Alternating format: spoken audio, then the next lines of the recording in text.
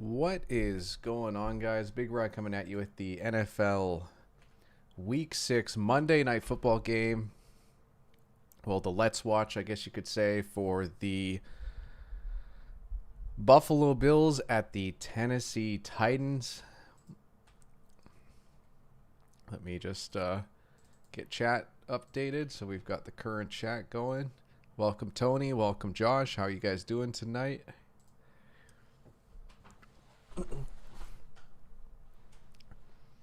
Going to just put in the NFL betting numbers, see where we're at as far as the NFL betting market is concerned. But how's everyone doing tonight? Everyone looking forward to this game? The Bills and Josh Allen have kind of become like must-watch TV. Well, some people have come in on the Titans since I last took a look, and we are up to 103,000 bets for this game. How about that? Holy 5-star entertainment. Hopefully, Zaps.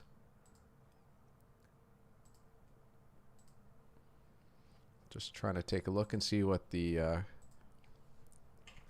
current lines are. So it looks like Buffalo -6 is what I see, at least according to Sportsbook Review.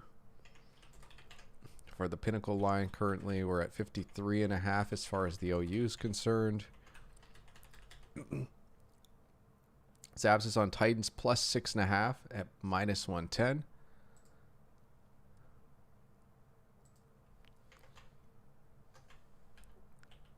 And I'm just taking a look now to see. So with how my information's laid out, it's suggesting to make a Bills money line play at -238. It's a little bit rich for my blood, so I don't think I'm going to be taking that. I'm just going to probably sit back and enjoy this game.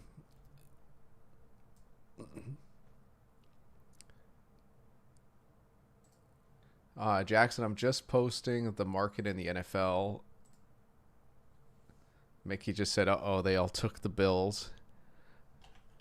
Buffalo at Tennessee. So as far as the market's concerned, the Bills have 59% of bets and 69% of the money. So it's telling us to take the Bills money line in an 89-game sample. As far as the percentage of bets, which is Buffalo 59%, we do have 14.5 units positive in 89 games, which is really, really nice on opening lines. On closing lines, it's a 9.3 positive expected value unit play over the last 89 samples, where the road team had 59% or more of the bets. And then the Bills have 69% of the money, which has returned 13 units and 7.6 units respectively.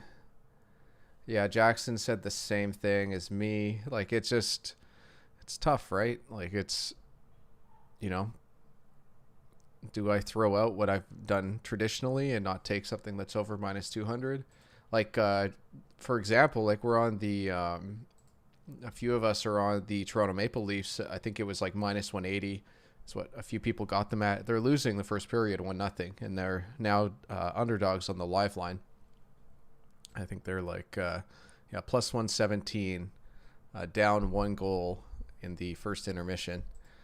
So it's just like, anything can happen in a game. So I just never like taking, like, how shitty would it be to have the Bills -238 and Josh Allen gets hurt in the first quarter? Like, I guess Trubisky's, a decent backup, but it's just not the same, right? You wouldn't want to have that line at that point.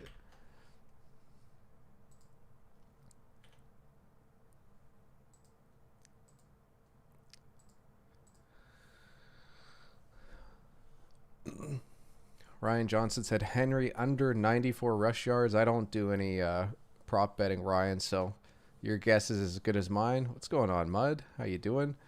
I had Big Ben over 250 passing yards, and he got 225. Well, that's too bad. Unfortunate for you, Ryan.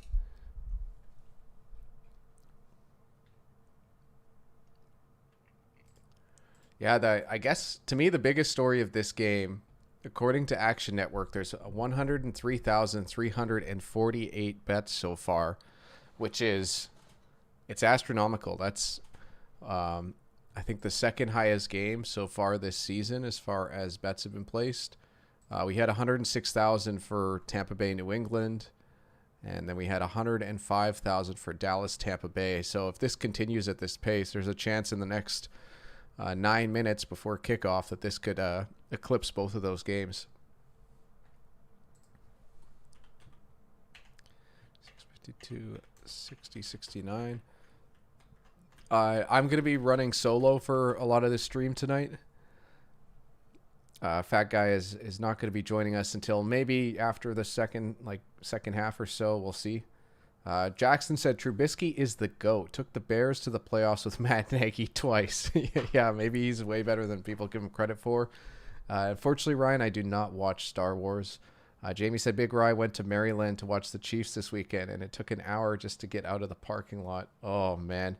That's the one thing that I don't miss about like live sporting events is just how long it can take to get in and out of the stadium. Yeah, traffic sucks in that area. Like I love going to an NFL game, don't get me wrong, but I really do like having like the multi-game setup going and being able to watch multiple games at a time, which unfortunately you can't do when you go to a game. But oh my goodness. You figure by now, modern architecture would figure out, or engineering would have sorted out traffic flow, but I don't know. I feel like everywhere you go, you get into it.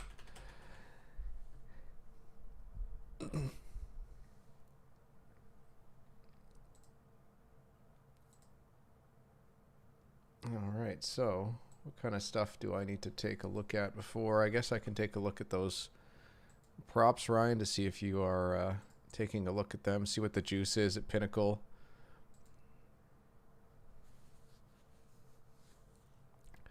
I thought he meant that too, Jackson. But I picked up what he was putting down. Let's put it that way. Player props. I know Fat Guy needs like 1.2 fantasy points from Derrick Henry to win his matchup. And then couldn't cut the Mostert and I have a big fantasy matchup tonight. We're pretty much tied going in. He's got A.J. Brown and I've got Tyler Bass. So I'm not liking my chances, but, there's always a chance. Let's take a look. Let's see what Derrick Henry's numbers are. Yeah, at Pinnacle, he's his OU for rushing yards is 95.5, and the juice is the same on both sides. Derrick Henry over half a rushing touchdown is minus 165. That seems quite high, but the guy's been very, very stellar. Like, you can just count on his production as long as he gets enough touches. So if Buffalo gets up early, it could be trouble, but for the most part, Tennessee's done a good job kind of just marrying themselves to getting Derrick Henry the ball.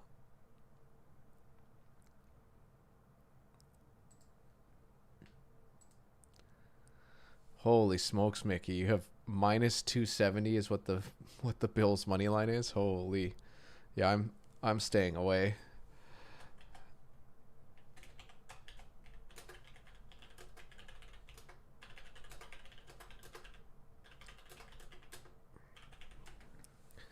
In one of my leagues, I need like 13 points from Tyler Bass. Well, fingers crossed. I need a big night from Tyler Bass as well. I was just taking a look. His OU for kicking points is 8.5, which is pretty high. But the under has a lot of juice at minus 146. So, to show how high that is, Randy Bullock's kicking points is 6.5 with the under at minus 135. So they definitely expect a lot of kicks for Bass, but eight points. So I don't know how you want to. Oh, nice, Josh. The Leafs scored, so it looks like they've tied up that game 1-1. Let's take a look. What else can I do here? Technically, I can mute my desktop audio because we don't have Fat Guy here, and I can actually listen to the commentary, which is a rarity for me. Usually I'm watching on silent. The Flyers were up 3-0 last I saw. Yeah, it's 1-1 New York, Toronto, and it's 3-0 Philly with 13 minutes left in the second period. So a few of us in the Discord, we were making plays in the NHL tonight, thanks to the NHL betting market information. And I did release a video up on the channel taking a look at the NHL betting market just a few hours before puck drop. But if you guys are interested, I've been working on a lot of the market info, and Tuesday, tomorrow, I'll be starting up with NBA betting market too. So hopefully I have enough time to be able to update all those games for you guys for tomorrow.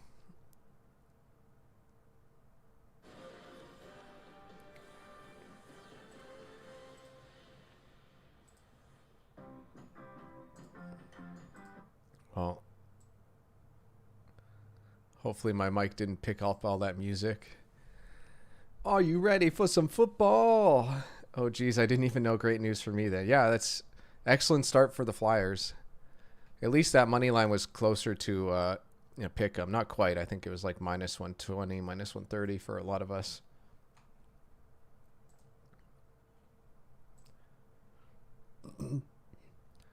So the line for this one is Bills -6 on the road. Right now they're -102 with the juice at Pinnacle. -237 on the money line. And the OU set at 53 now with -111 juice on the under. A Monday night party. Jackson said, I'm excited for NBA considering making a couple season OUs, but I whiffed on those last year. 1-3, I think. The season OUs are fun though. Like I like the season OUs. I think done properly, you can do quite well. But like I just there's not enough time for me to put into NBA OUs. 4-0. I'm guessing Mickey's talking about the Philly game. That one's pretty much locked up. It's going to be very hard for Seattle to come back in that game. So that's nice. Hopefully Toronto can pull it off. Let's take a look and see if we can see the.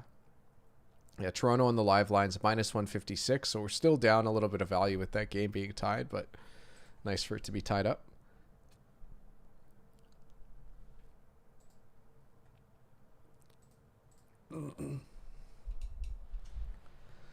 So I'll reiterate, no Fat Guy tonight. Unfortunately, he's got some IRL stuff he's got to take care of, but I will be with you guys for tonight.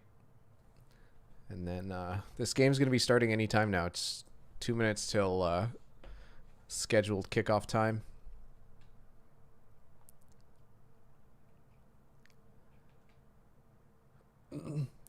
Is there any specific like live feed that you guys think is a good one to use for this?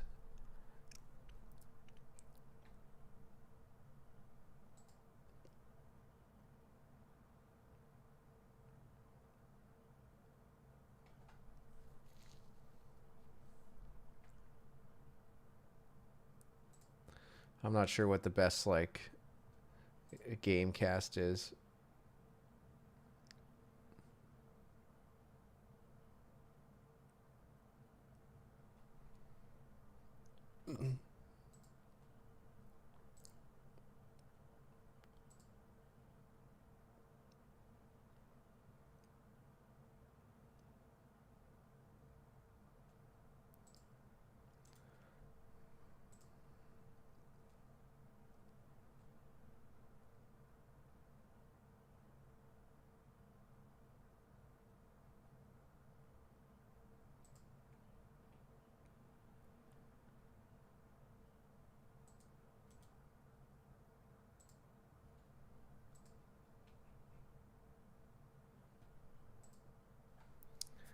Yahoo? Okay.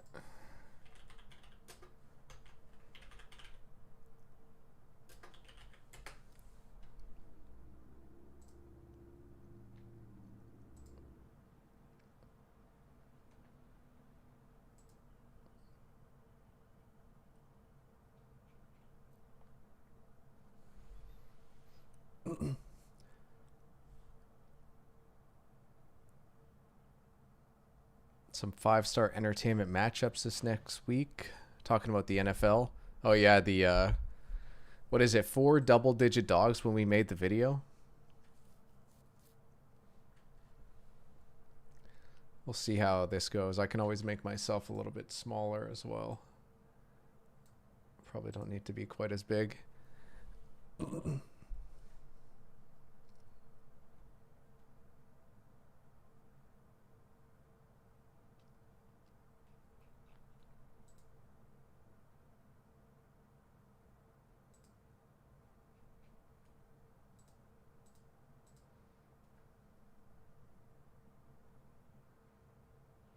All right, so Bills kick off. Titans start with the ball.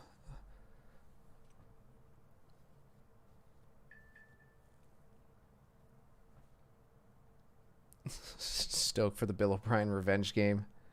Mudd has Fursker, Sanders, and McKenzie for first touchdowns. So fingers crossed for those.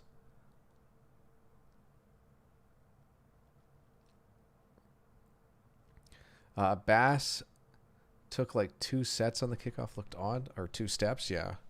Some of those guys have such powerful legs. We got a flag early on. I always find it impressive, the guys that can like take 1 step and just nail it. Allen and Tannehill both over 299.5 passing yards, so we'll hope for a high-scoring affair.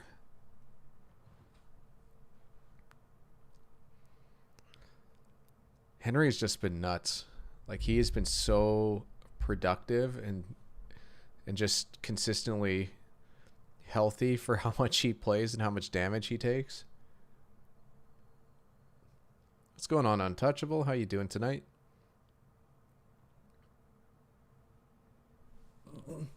So Tennessee starts with the ball on their own 10 after that flag.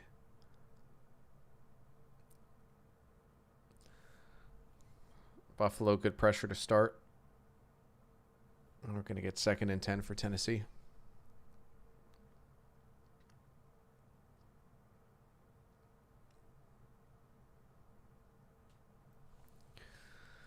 I'm going to actually take this. This one is ahead of me, so I wonder if any of these are behind me or close to me.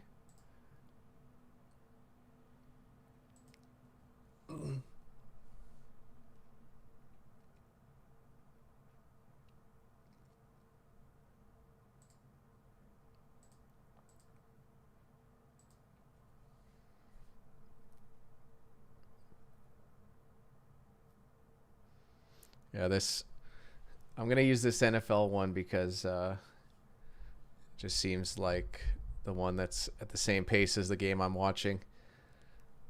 So Henry with a 1-yard loss. 3rd and 11 here for Tennessee. A.J. Brown in motion. Looks like zone for Buffalo. Oh, what a great play by Tannehill, and Ferkser picks up the first down, or really close to it.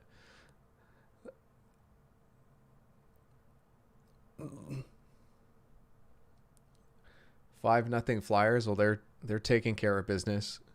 It'd be sure nice to have Flyers in regulation right now, huh? Untouchable. Nice job.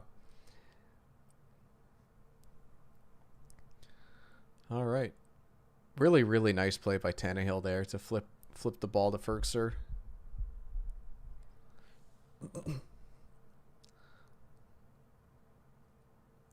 A toss to Henry.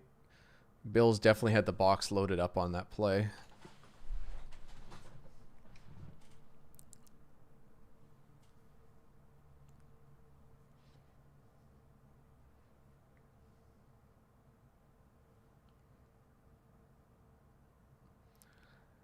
I'll let Untouchable answer that because I didn't actually look at any of the NHL futures before the season to kind of get a grip of where teams are rated or how they're ranked. So that's something that I actually missed out on this year.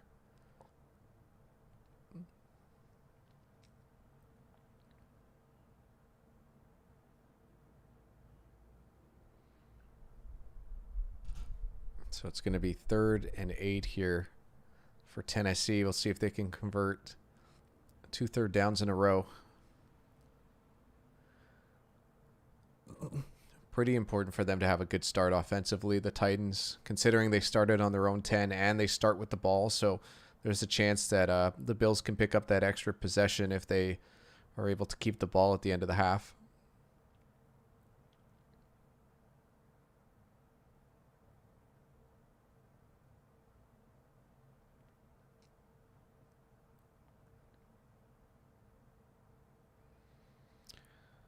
Really nice coverage from Levi Wallace on this play.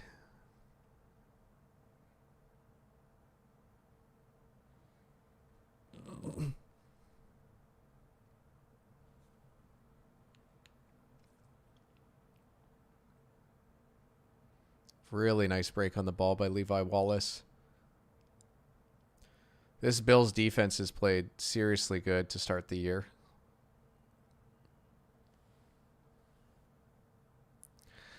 It's got to be like the Avs and Lightning are always kind of the two favorites right now. And then maybe Vegas is kind of like, if I had to guess, I feel like those are the top three teams.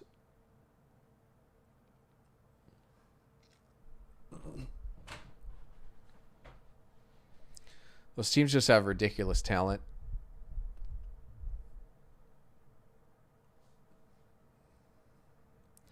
Like I've got a family member who always wants to talk about like how the Canucks added this guy or that guy, and then like you compare it to just the like the top teams, and it's just not even close. Like those teams are so good.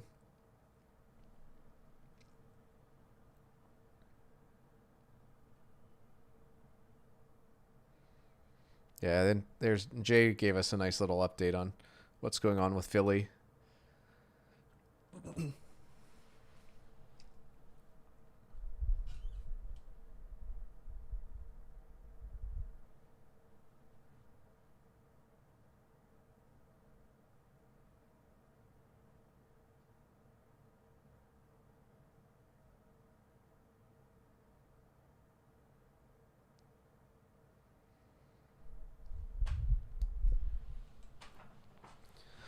So Bills defense gets it done on that first drive, and now we're gonna get the Bills offense coming onto the field and seeing what they can do against this Titans defense.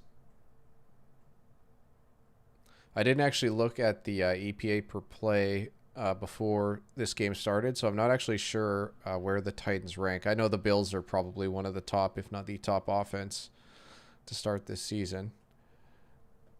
Well, I think the Bills have been the top team overall.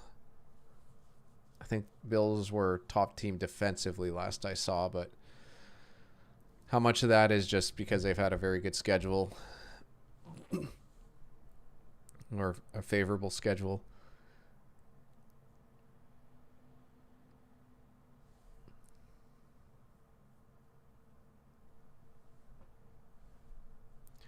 Gabe said the Lions still suck, and yeah, that's true. Going into the season, I thought the Lions were the worst team. Like I thought they were worse than Houston, and it's been unfortunate for Houston because they had Tyrod Taylor get hurt, which obviously puts a damper on them. Miami's a big surprise, though. Every year there's a few surprises, and Miami's a big surprise, going from a 10-win team to a very, very poor start, not only record-wise but analytically. Bills are currently Super Bowl favorites. It makes sense. I think they've got one of, if not the best. No, the Cardinals are undefeated, but I think the Bills are kind of the favorites in the AFC.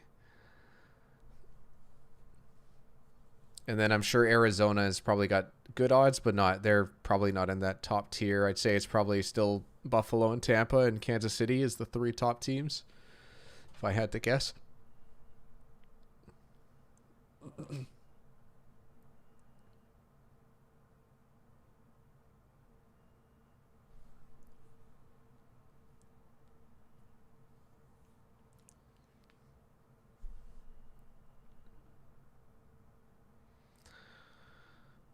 Highlighting Harold Landry III and Kevin Byard. Kevin Byard is a fat guy favorite safety that's very turnover prone, especially interception wise.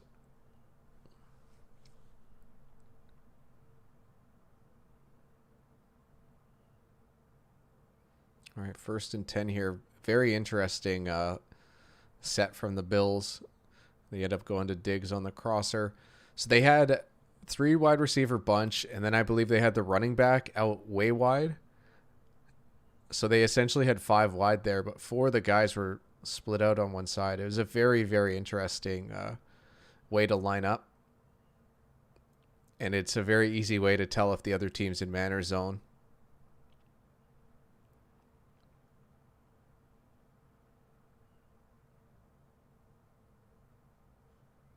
Another interesting formation here.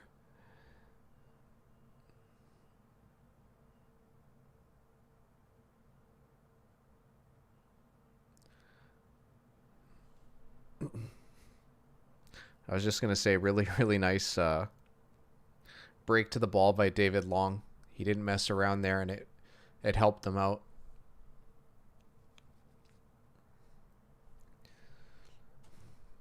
Yeah, anytime you get a high record, because you're going to end up getting those home games in the playoffs, like it shoots you up. You could argue how deserving that is or whether it's worth it.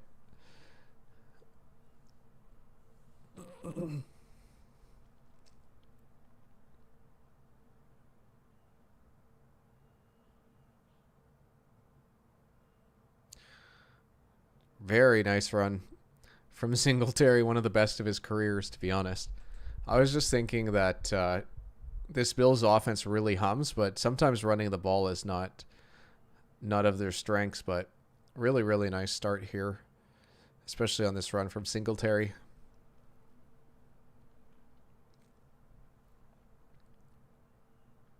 And going back to the Lions, like my biggest worry for the Lions was their coaching. And to be honest, they've played so hard. Like that Lions team has played really hard, but the coaching staff that they have and the quarterback, it's just not a recipe for success.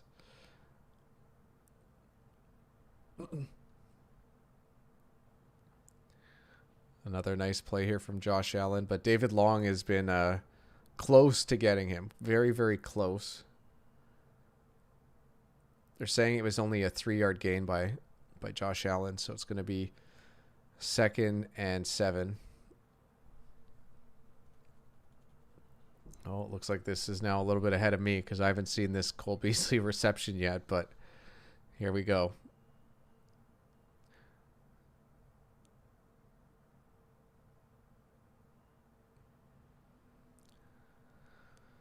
So that, like, the corner was a little bit late to get there. And what's tough with that corner is they need to have containment, so they can't go too aggressive on this tackle.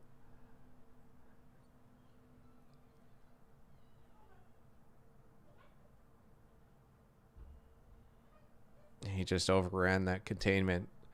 So then Beasley was able to head straight upfield and pick up a nice gain.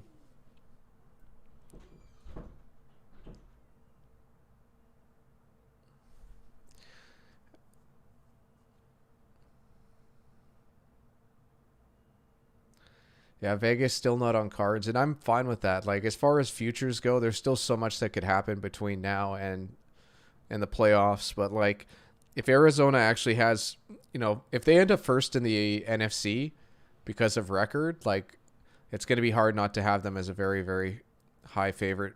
Just with how NFL buys work, especially now that if you come first overall, because 7 teams make it with each conference, it's such a huge advantage not to have to play that one game as far as like setting Super Bowl futures.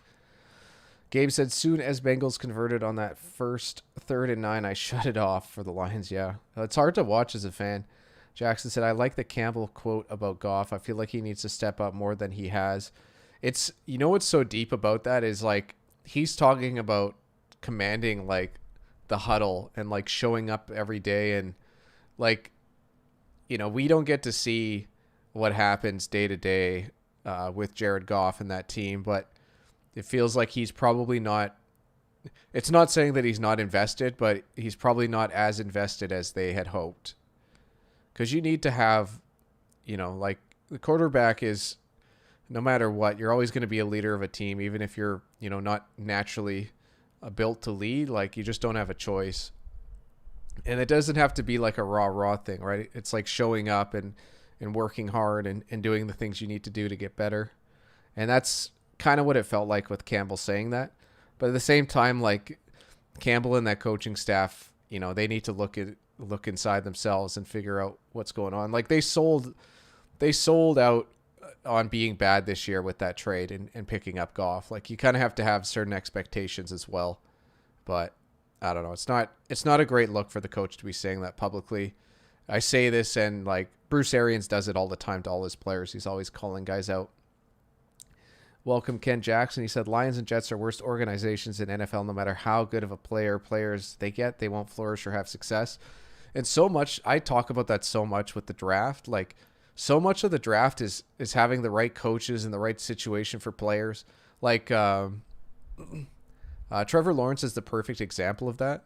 Like, Trevor Lawrence physically has just terrific skills. Like, he's just a terrific player, right? Like, he's like everything Josh Allen can do, Trevor Lawrence can kind of do very, very similarly as far as like physical tools are concerned. Josh Allen's put it all there mentally, but a lot of that is like this coaching staff has done a great job helping him get to this point where he is as good as he is. We get a stop here on 3rd and 3. Josh Allen had forever to hold on to that ball. So kudos to the Titans on that coverage, because that was, and they didn't let him run it in either. So very, very good job.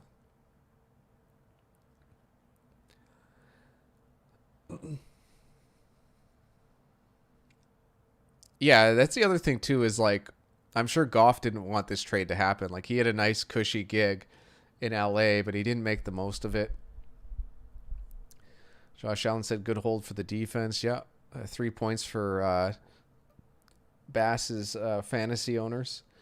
I think the Rams may have lost that trade long term. Obviously for this year, it's much better to have Stafford though. Yeah, it's exactly what it is, Jackson. Like, there's so much more potential in what that could possibly bring over the long term. But like, if you were the head of the Detroit Lions organization, like, you guys just, you're going to be bad this year. It would take spectacular coaching and very good progression from a lot of players to be, competitive to the point where you're going to be, making the playoffs or competing for a Super Bowl. But I know, like, what's tough for them is they're just losing games. Like, they've been very unlucky and they're losing games, and pretty much any person that makes it to the NFL is not used to losing games. So it can be really tough. Yeah, Mickey said Goff's the best quarterback in the league between the 20s. And to be honest, I've actually been very, very pleasantly surprised with their running game. Like, the Lions' running game has actually been surprisingly good with Jamal Williams and DeAndre Swift. Like, I actually really, really like what I see as far as Detroit being able to cover games in the few games I watched. I didn't get to watch them last week, but I've watched most of the early games, and I was actually like, and that's because also my expectations for the Lions was like, the Lions are the worst team in the league because of that. It's just tough. Like, it's just a bad team, bad coaching, bad situation for a lot of those players. Yeah, no problem, Corey. I just want to be as honest as I can with you and try to help you out with that. That stat about Goff's wins with and without McVay is nuts. Well, McVay's been a really good coach. The staff, like that organization has just been a good organization as well. And, it's kind of what you heard from Campbell is kind of the same thing you kind of got from McVay. McVay has been praising Matt Stafford and hyping up just, his memory and how he picks up the playbook and how he contributes kind of behind the scenes, which is, to me, it's just all shots at Goff. Like, I don't know. It's just, Goff hasn't made a good impression, I feel like, on a lot of these coaches.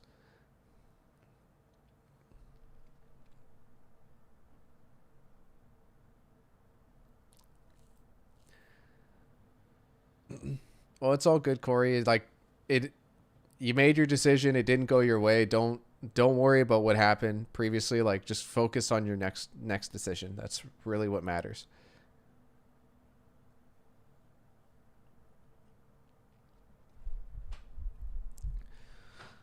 So maybe my favorite thing about these ESPN Monday Night Football broadcasts is these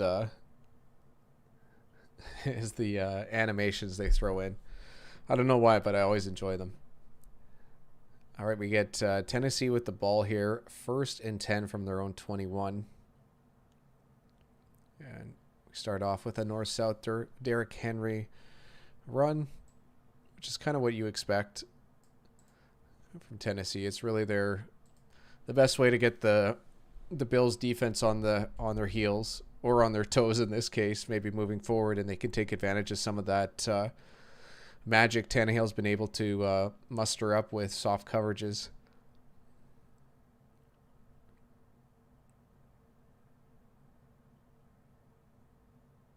So play action here. It looks like a screen to Henry. He falls down. That would have been a huge gain if he was able to stay on his feet. I'm not sure what happened to him there, if that was just a off throw by Tannehill or what. But we have a flag on the play as well.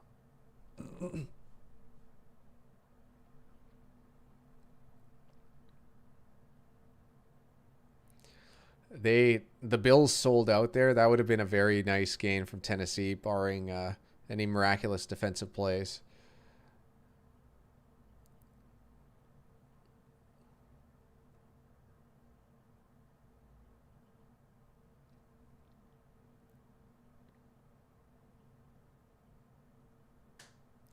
I'm kind of surprised that they declined that.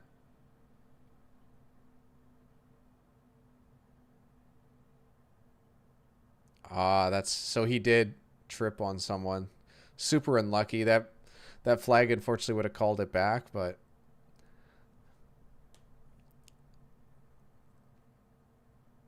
3rd and 6.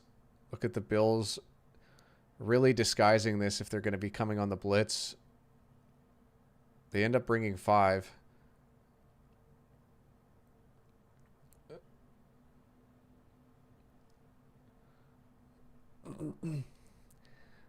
I'm surprised Tannehill decided to throw that long, because he could have got rid of that ball a lot shorter and not taking as much damage, because I didn't get to see that hit, but I'm sure it wasn't a nice hit to take.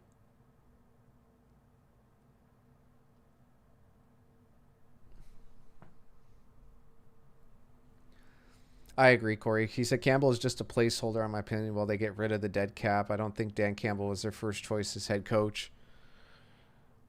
And then Mickey highlighting it's 5-1 in the Philly-Seattle Kraken game.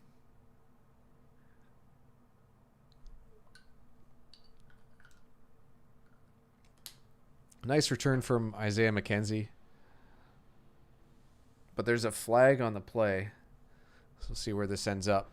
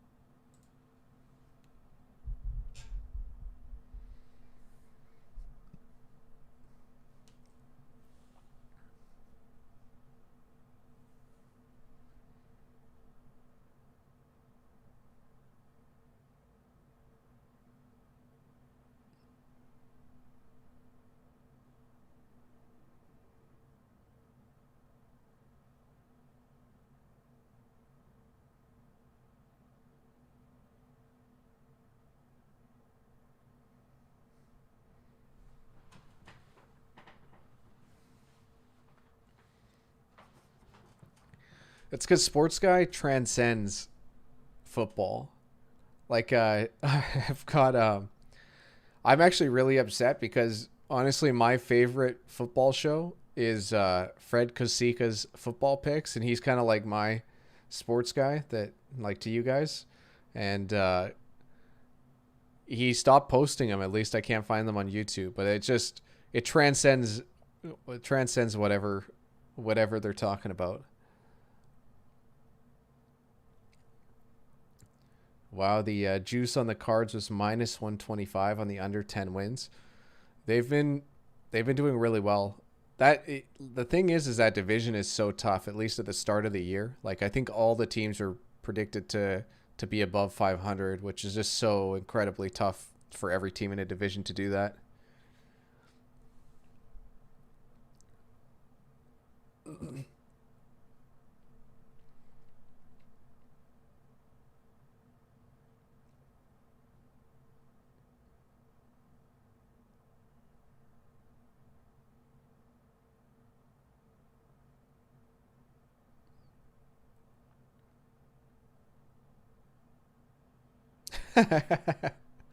That's a good line, Corey. YouTube shadow banned Sports Guy's videos because he'd easily have 10 million subscribers. I I didn't end up posting it today, but Fat Guy and I hit a little bit of a milestone today. We hit 4,000 subscribers. So thank you guys all for supporting the channel and helping us out. And it's a cool milestone for Fat Guy and I to hit. Jackson said, yeah, I was actually considering that under, but the juice swayed me away. Only ended up getting the Steelers and Saints overs. Cards have the 27th in strength of schedule, and maybe that's why Vegas is so hesitant. And thanks, Jade. I appreciate it. It's like it's nice, but it's not. Our goal isn't to get like a ton of subscribers, so it's a nice thing to have, but still a lot of growth to happen for Fat Guy and I and the channel and everything we do.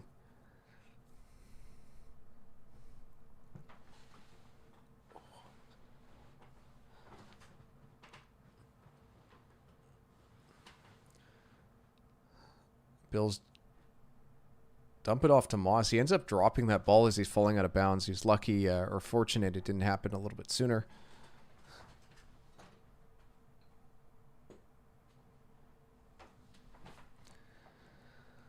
I know, Jay. I'd have to...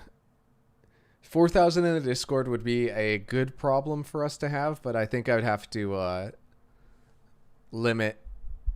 I know there's like... I think in the BRFG video Discord channel, like I can only Fat Guy and I can post in there, so that might be something I'd have to do more of.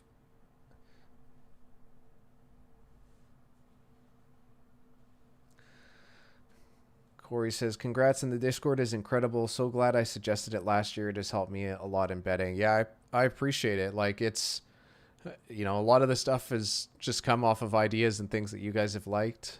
I appreciate it, Mickey. It's nice of you to say. Just got to keep on plugging away, and the more consistent we are with our content, I think we'll continue to grow. A big sack here for Harold Landry and Simmons. I forget his first name, but very, very talented pass rusher who ended up falling in the draft because I believe of heart conditions.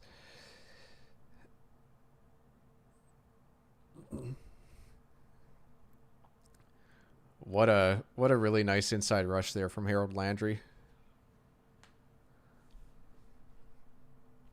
It's too bad Clowney didn't work out in Tennessee. It would have been nice to see them have a little more of a pass rush last year.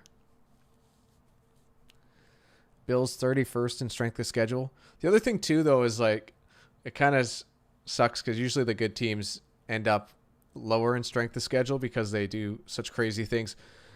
We got the Music City Miracle. That pass was clearly forward, so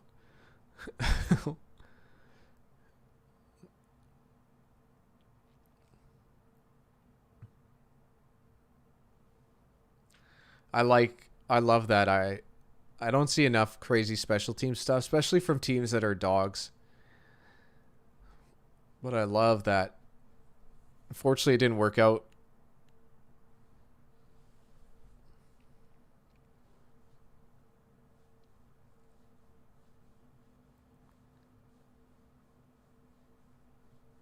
Be nice if Fat Guy showed up once in a while.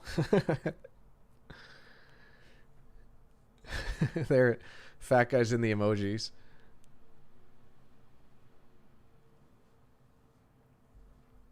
Illegal forward pass.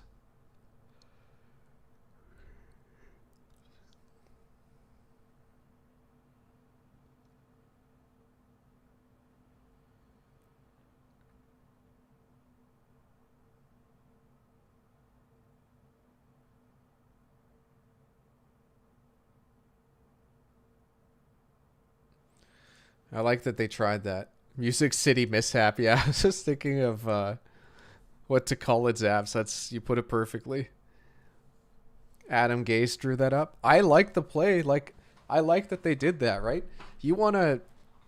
That's the thing now, is that people are looking at the Bills as, Super Bowl favorites. And what happens is usually every one of these teams, at least the good teams, and I'll consider the Titans coaching staff a good coaching staff, like they're going to do whatever they can to give their team a little bit more of an edge and try to win. I know they're very unlikely to connect, but like more onside kicks, more weird special teams plays. Like I love that kind of stuff because that's how win these types of games.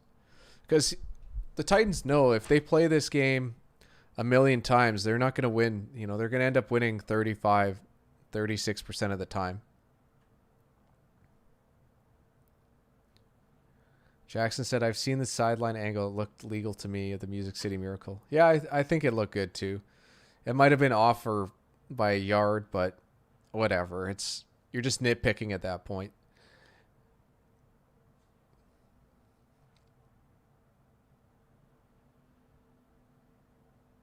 A home run throw forward.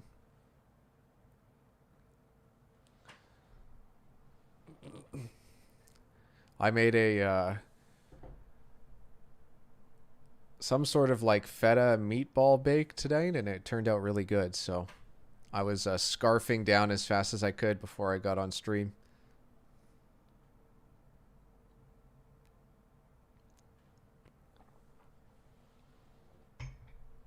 But it wasn't enough because I'm still hungry.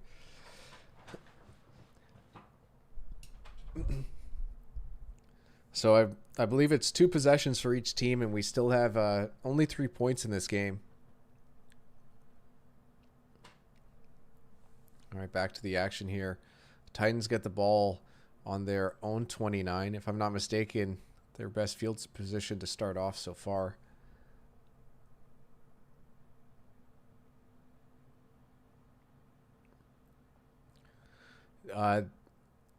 This little like 5-yard dump off pass to Henry has been pretty successful for them this year. And it's not so much like, it's a home run play where he's scoring touchdowns, but it's keeping drives on track.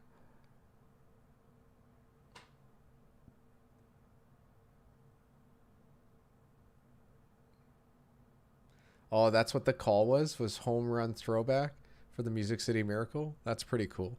I didn't know that tidbit.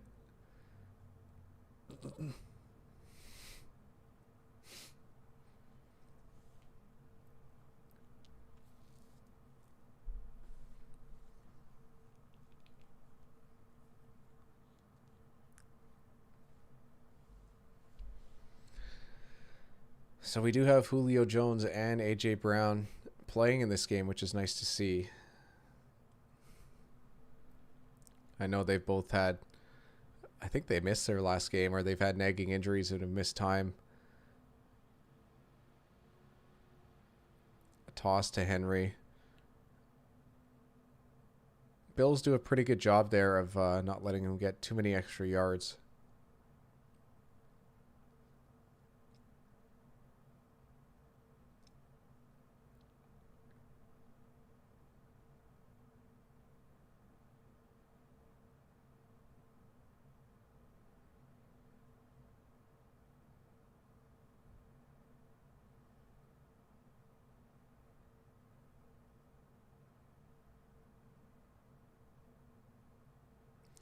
So man coverage here for the Bills. I really love when teams bring motion on plays because it's such a tell to see if a team's in man or zone.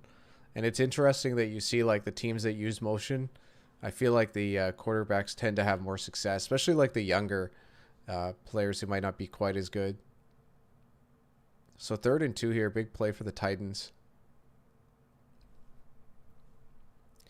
Audibling at the line here for Tannehill. Some confusion overall, but they still have lots of time on the play clock.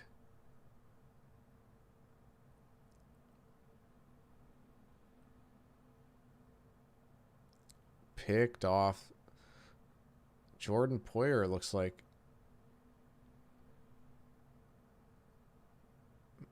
I want to see that replay because it looked like he was super, super aggressive coming back from that safety spot. Really nice interception from Jordan Poyer, if that is Jordan Poyer.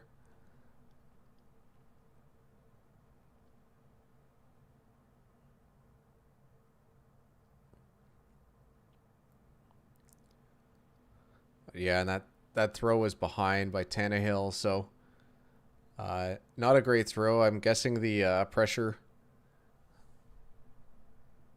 kind of got to him there to make that throw, but just a bad throw by Tannehill and a really nice play by Poyer. Now Bills start at the Tennessee 48, and we get motion here from the Bills. Josh Allen changing some sort of protection. Play action. Really nice job, Josh Allen. He ended up pulling the corner off of Dawson Knox with that pump fake, and then Knox was able to pick up 10 or 11 yards for the first down.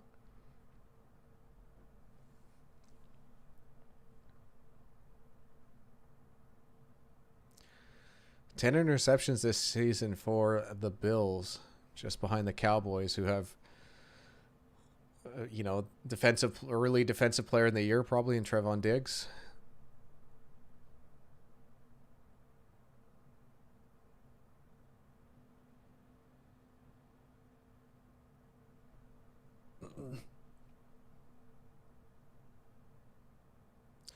Well, they brought a corner blitz there on that run.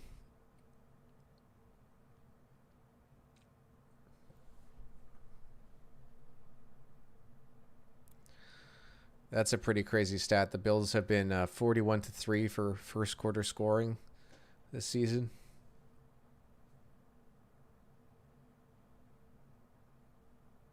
It's definitely nice to play with a lead in the NFL.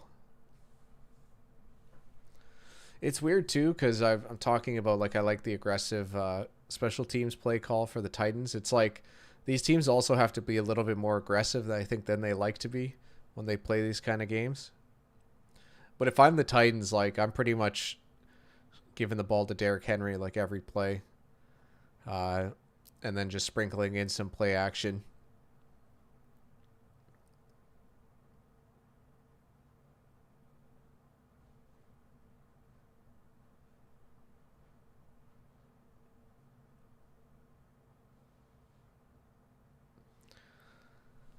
It'd be interesting if the Titans invested in like another like heavy between the tackle runner and just kind of split those carries between Henry and that other back, because like you have to think that those guys could share 50 55 carries in a game. That way you're down to like 20 attempts throwing the ball.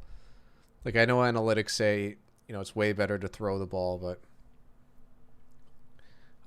I like that style with so many teams going to smaller linebackers that are better in coverage than able to run or than to stop the run.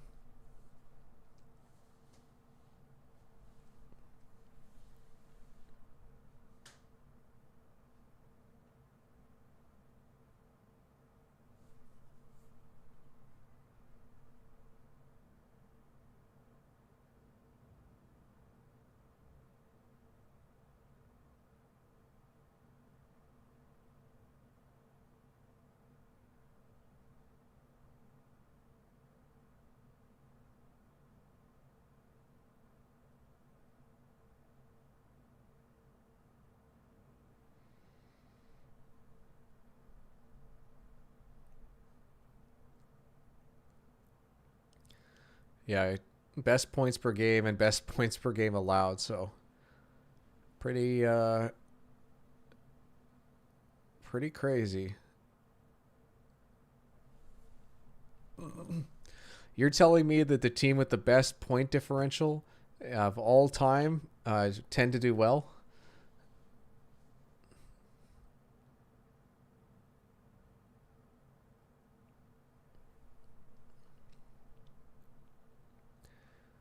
Jay says Tennessee hanging around. Might look at Tennessee live. I don't actually have the live line. I'll pull it up because there's nothing else too important that I'm looking at.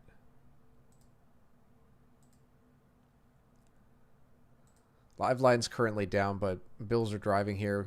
Possibility to put up points.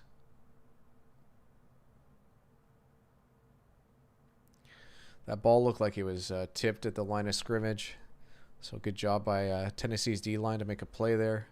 They're highlighting 94 on the camera. I'm not too sure who that is. But yeah, he got his hand up just off the fingertips. I can't quite catch the name.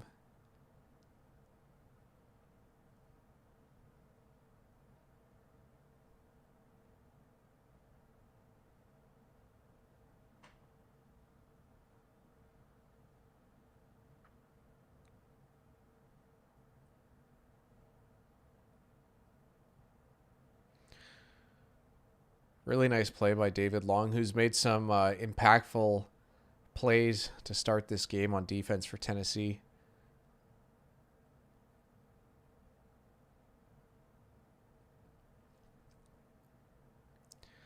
It's interesting that they didn't have Diggs in on that play, and it looked like a design running play. Diggs is back in for this next one.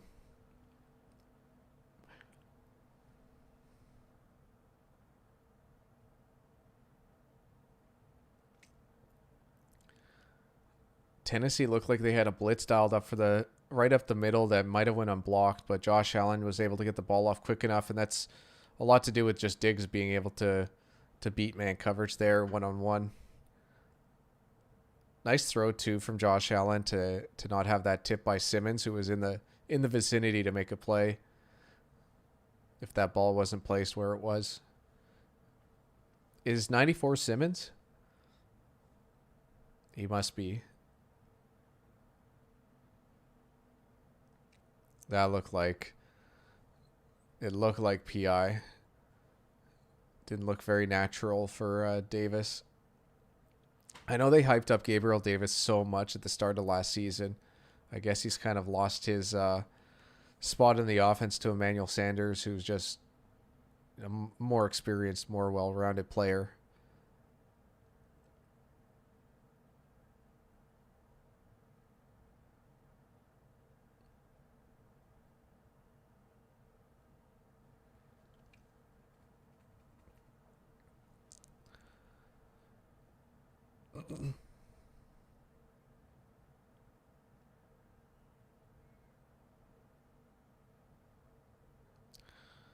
Knox is in, but it's a flag on the play.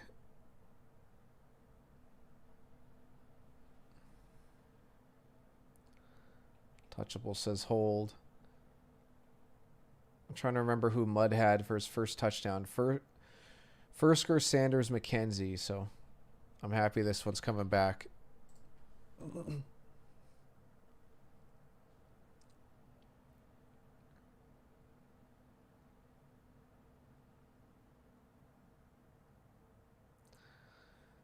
And I don't know if this is a tell, but I just saw the live line pop up for the Bills.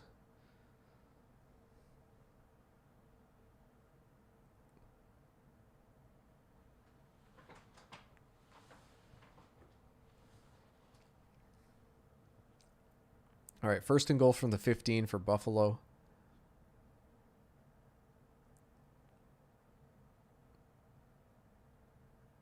McKenzie. Hooker was able to punch that ball out. So that's the second time the Bills have fumbled right along the sideline, which has been very fortunate. Hasn't really made an impact, but Tennessee's definitely targeting that ball on some of these. First on Zach Moss and now on Isaiah McKenzie. Sanders was calling for the ball in the end zone. So second and goal here, I believe around the 10. On the 12, sorry.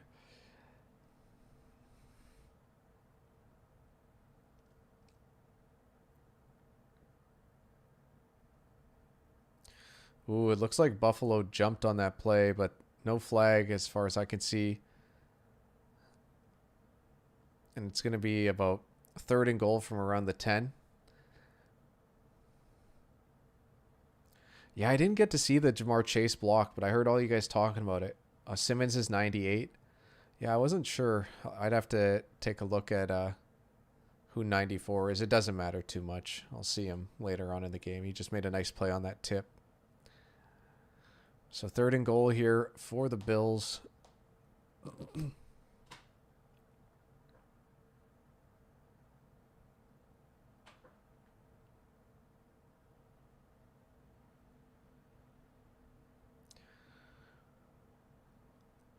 Just out of the reach of Diggs. Josh Allen patting his chest saying, "My bad." And it doesn't look like a flag on the play, even though there might have been contact by Diggs at the top of the route. That would have been a really, really tough catch for Diggs to make with where his body was at and how that ball was coming in.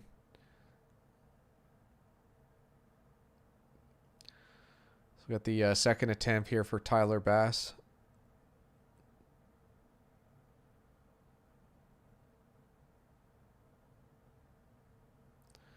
And Bass is good from 28. So that puts the Bills live line at 9.5, the money line at -506, and the OU at 42.5, way down from what it was opened at, or what it closed at. I think it closed around 53. It was oscillating between 53 and 54, but all the way down to 42.5. So congrats to anyone who is possibly on the under. Can take a look now and see which player that was on the Titans.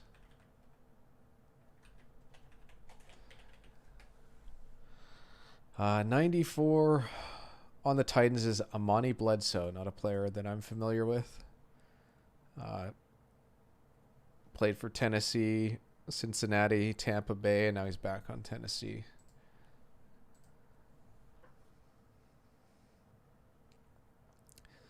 Bud Dupree is a player I haven't really noticed tonight. So I've noticed David Long Jr. for sure. Jeffrey Simmons has made a play or two as well. Harold Landry. And I wasn't too sure, but that was Janoris Jenkins who had that penalty a few plays ago. Interesting with him and Kevin Byard. A lot of star power. They also have Caleb Fairley, who was their first round pick at corner, as well as Elijah Molden. I'm not sure how much or if those guys are playing. I think I saw Farley earlier.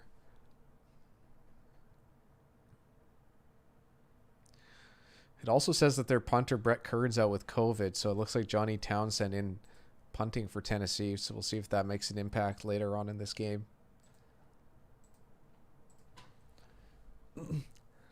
LOL Bumberbean.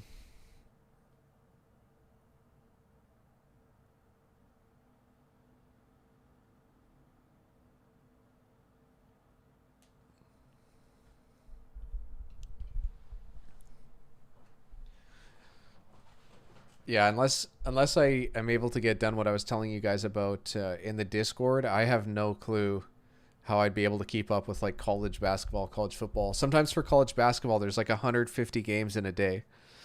It's insane. And the thing that's tough for me right now about updating that data is that I have to update, like if I make a video, I have to update it in the morning to get those numbers up. And then I have to update it before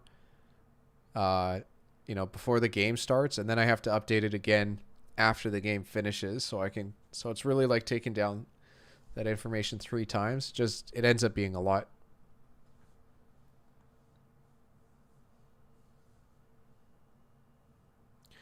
Washington State fired their coach. You're starting to hear a lot more of those types of stories.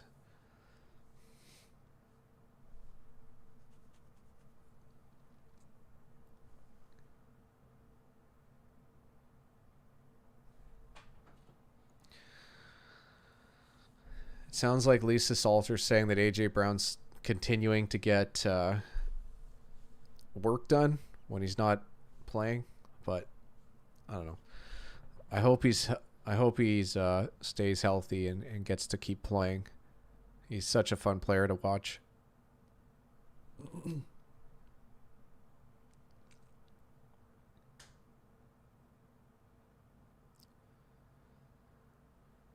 Holy smokes, what a play. It's crazy once he gets going.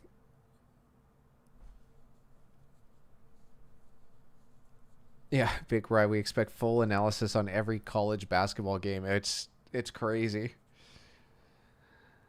That was just an insane run from Derrick Henry.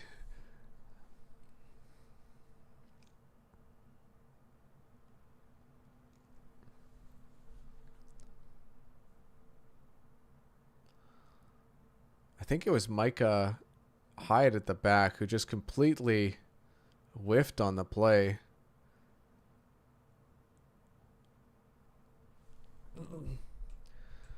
Well, I think it's safe to say that Fat Guy's going to get his fantasy win thanks to that big Derrick Henry run.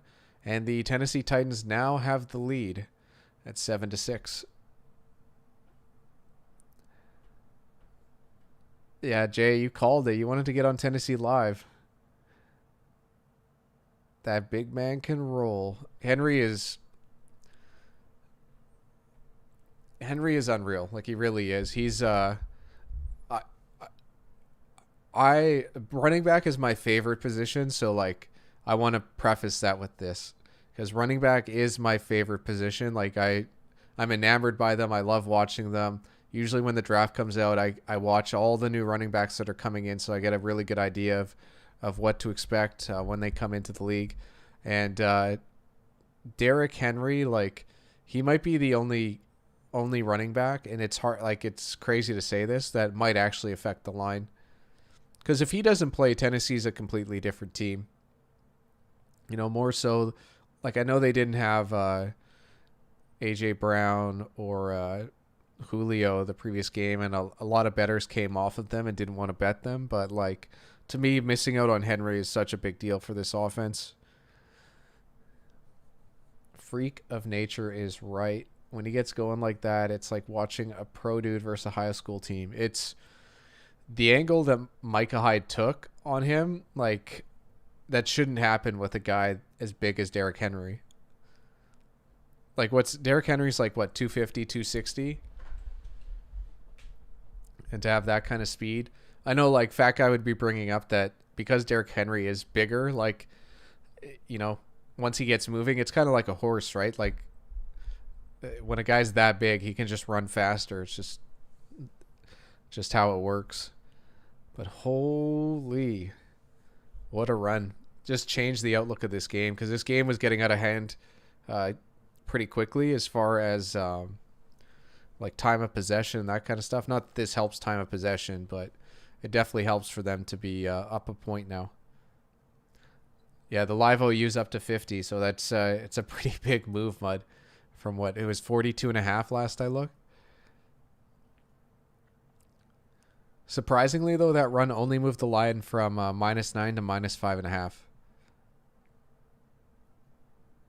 But -5.5 makes sense considering this game's pretty much back to tied, where it opened at or it closed at 6.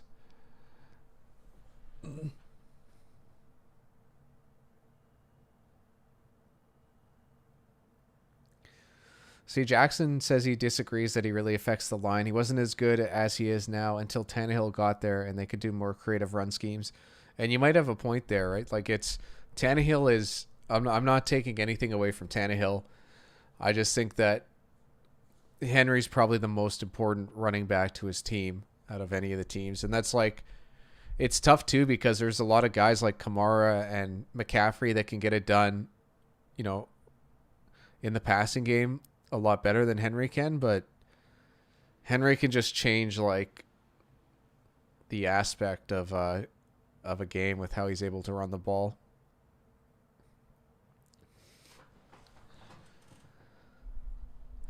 $84 yards so far, so I think the over-under was at 95.5 when I took a look before the game. So he's definitely on pace to probably surpass 95.5.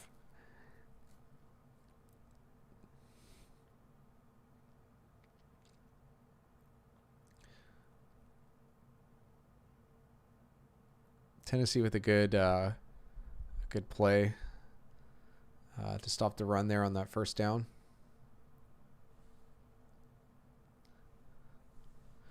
It's weird to think that maybe the most important running back is very like unversatile in the pass game, considering how important passing is and how much more like analytically relevant it is to be able to pass the ball better than running the ball.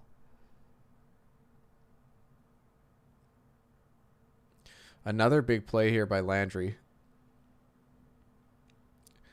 They threw the flag. Tennessee has the ball. They've run it back for a touchdown, but that's not going to count.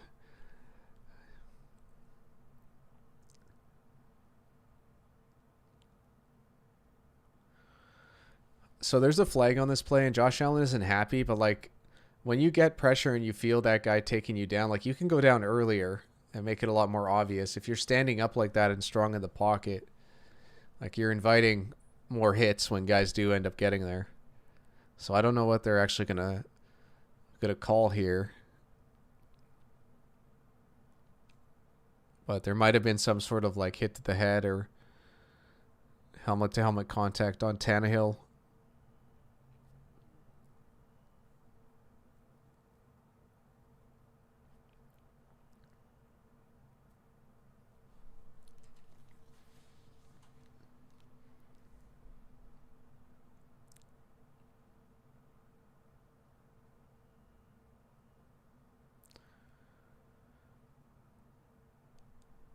I know they're like the guys talking about how this is unnecessary and dangerous, but like it wasn't that long after they blew the whistle that hit happened. Like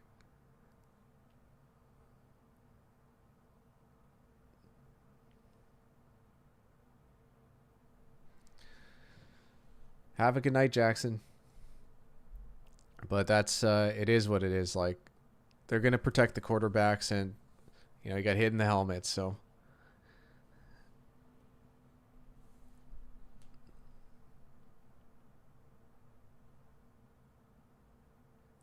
Beasley in motion. It looks like Tennessee's in zone. They dumped this off to Singletary. The Bills haven't been able to attack downfield very much in this game, and Tennessee's secondary's actually held up quite well when Josh Allen has had time to throw.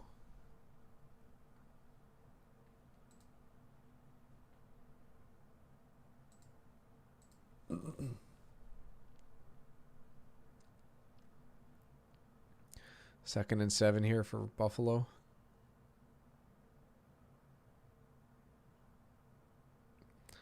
Bills are changing the play, it looks like.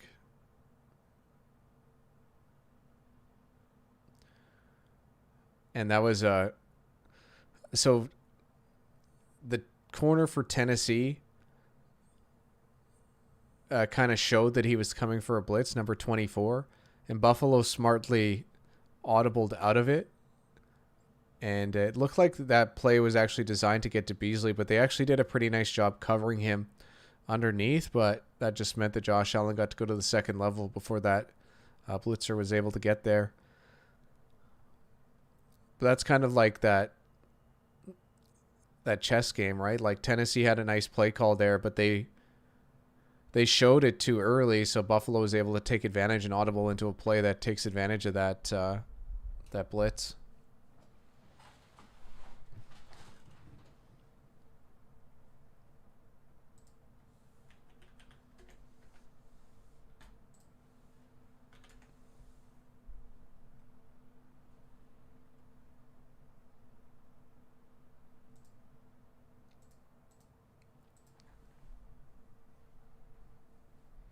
Allen has tightened his throwing motion up so much. I felt like he was so inaccurate before when he first came into the league. Like he had all these physical tools and this huge arm, but I never remember him being like an overly accurate quarterback. And like he plays awesome now. Like it just feels like those bad plays he's cut down on those bad throws, those inaccurate throws.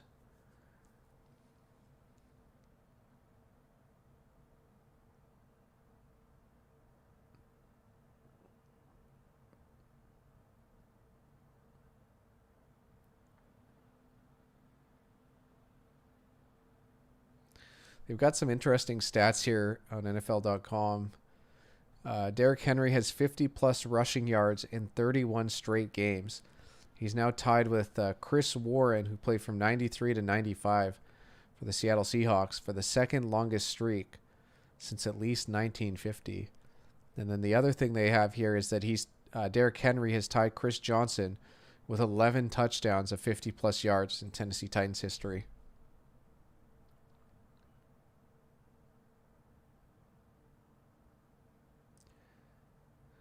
Yeah, like the Byron Leftwich.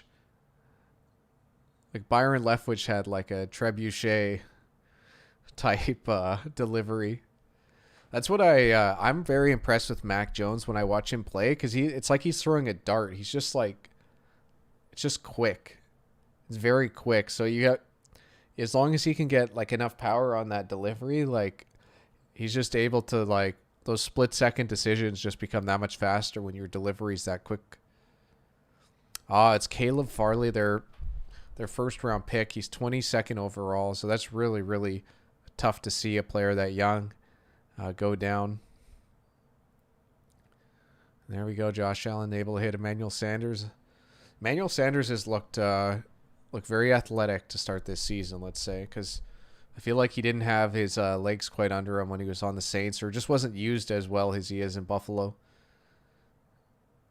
But it's nice to see, because Emmanuel Sanders is a very good receiver.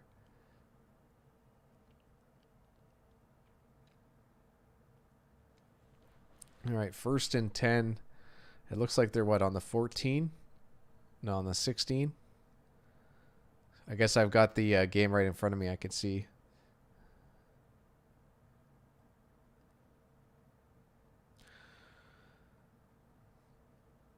Singletary did a good job to make that, 2 or 3 yards after the catch, considering the situation he was looking at.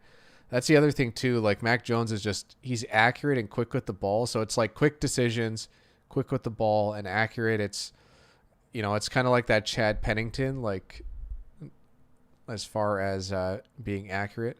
Looks like I've got a little bit of a spoiler here, but Stefan Diggs touchdown.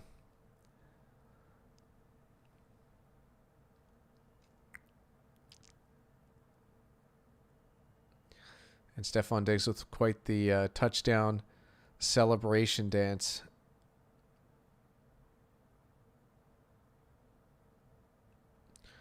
They were showing Janoris Jenkins heading to the bench. So, yeah, he was matched up on Jenkins.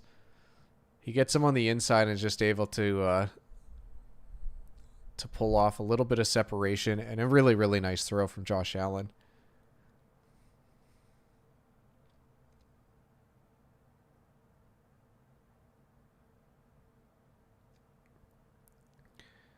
And that is a good extra point from Tyler Bass. Puts the Bills back up 6, and the live line is currently at Bills -8.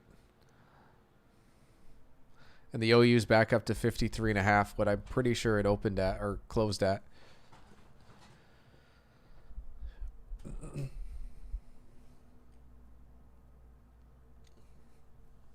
Yeah, that's what Fat Guy says. I didn't get to watch, like, I wasn't as, I was more of a fan than like a critique back then. But he told me that Pennington was excellent as far as like decision making and accuracy. But I feel like he had like an arm injury and wasn't able to throw the ball. Like, he exaggerated and said 10 yards, but 30 yards probably seems more accurate.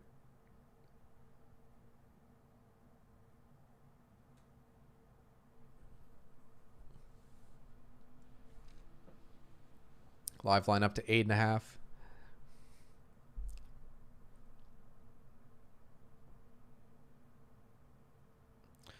Josh Allen is just so dangerous. Such a dangerous player.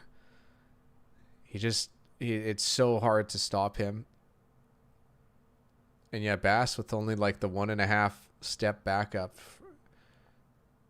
I don't know if it's designed for his kicks to go short. But net positive play here for the Bills, who end up getting them to start at their own 21. Curious what the safety's doing here with Diggs. The safety just completely bid on the play action. It's tough, right? It's tough putting Jenkins one-on-one with pretty much half of the field open. But that's what they did. So Bills took advantage. Josh Allen made the throw. Diggs was able to get that separation.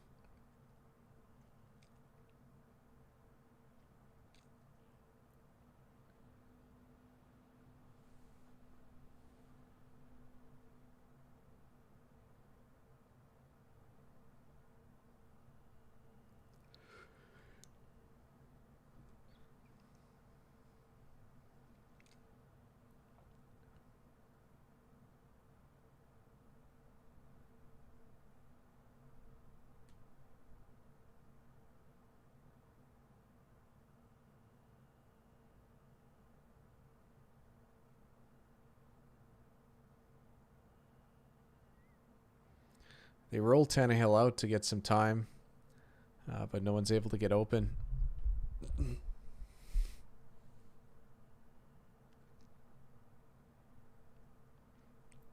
There's a flag on this play. It's looking like it's going to be a hold against the offense.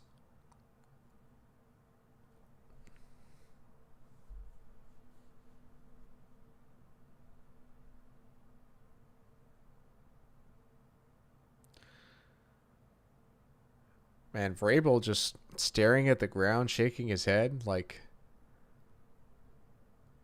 look at this body language from the coach. Like,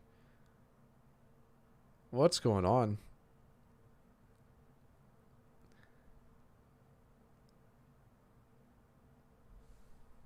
I guess they declined it, so it's going to be 3rd and 8.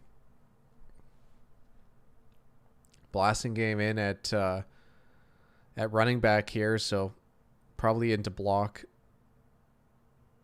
Bills looking like they're bringing lots of pressure.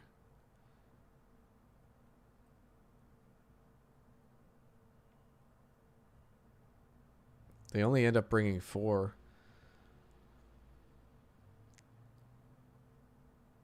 Oh my, what? Oh, they're saying that he was out. I don't know. I think he might have made that catch. But Micah Hyde kind of panicked with his coverage. Easy PI call.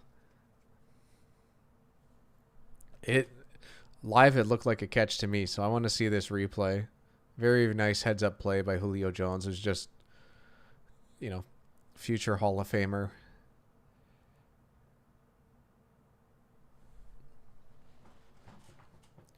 That could be it, Mickey.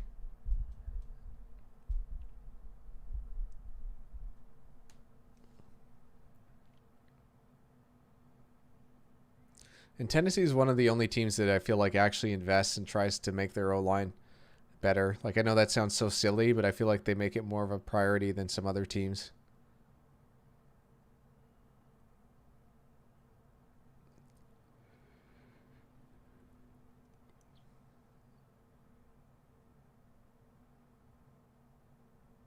So now they changed it to a completed catch. I've never seen a call take that long to change to a completion. That was bizarre.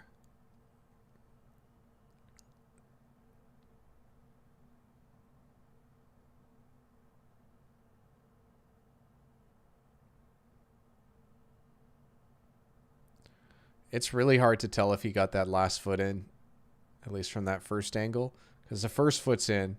Oh, yeah, he definitely got that second foot in. What a play by Julio Jones. Just a highlight reel, like, major awareness play.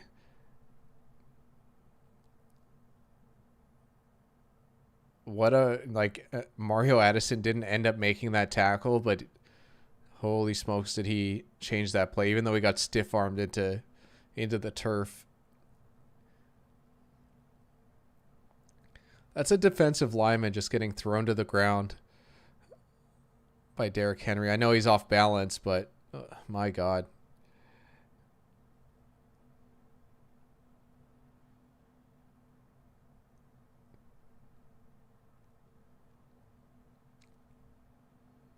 Swaim in motion. No one's moving, so... Oh, they come with a blitz. They throw against the blitz. Unfortunate for them. If that screen was to the other side, it probably would have been a big gain. But we're going to get a 3rd and 6 here.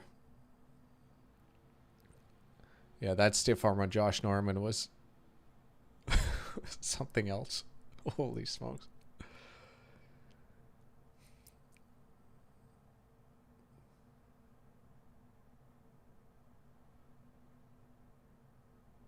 It just shows you the kind of force that he's able to put behind those stiff arms. AJ Brown in motion.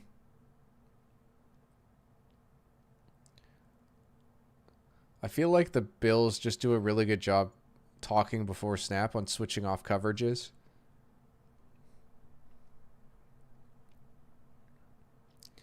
Fourth and 6 here. They're in field goal range, so... Oh, they tried to set like a pick play there for Julio, and it didn't work out.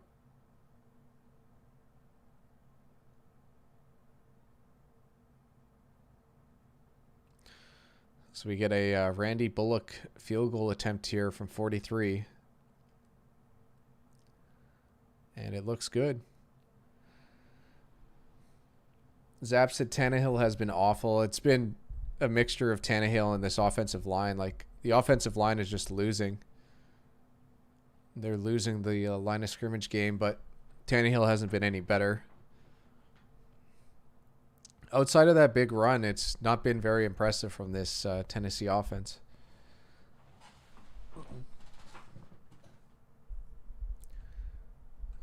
I'm going to quickly throw together a snack for myself, so I will be back during this commercial break.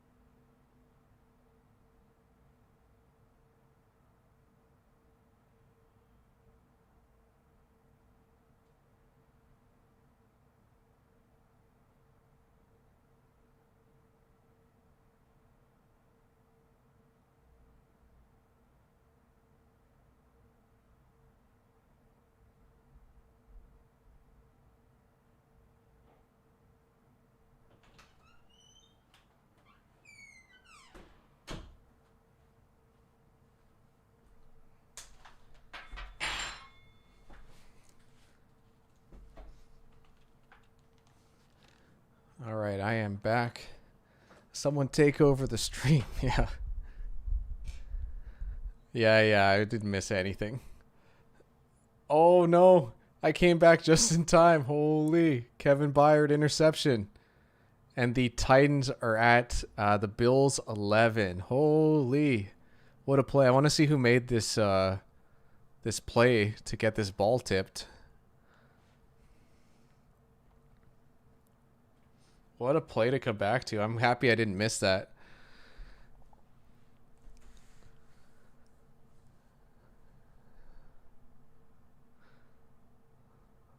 Is that Bud Dupree?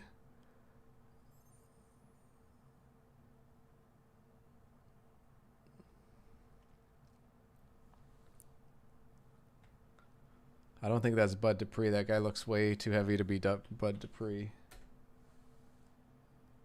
And then Kevin Byard. Big play Byard.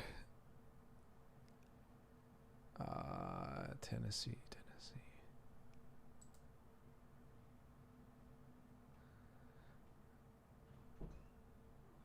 That was Danico Autry making that play. What a play by Danico Autry. And we get Derrick Henry here.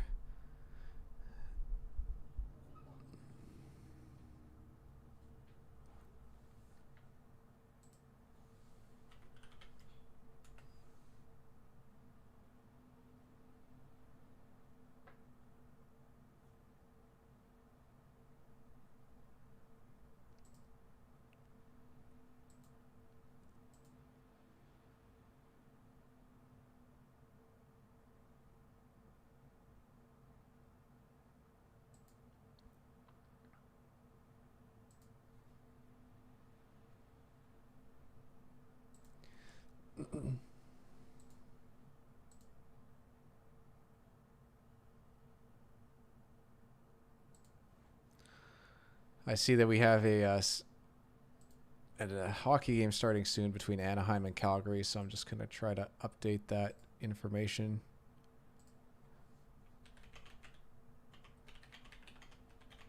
See if there's any play to make in this game.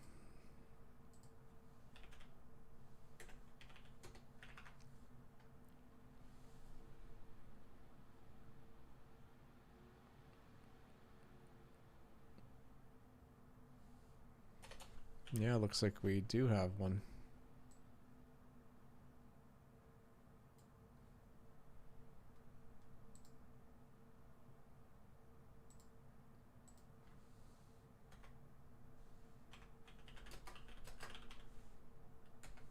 I'm going to be putting one unit on the Calgary Flames in the upcoming hockey game. I posted in the Discord.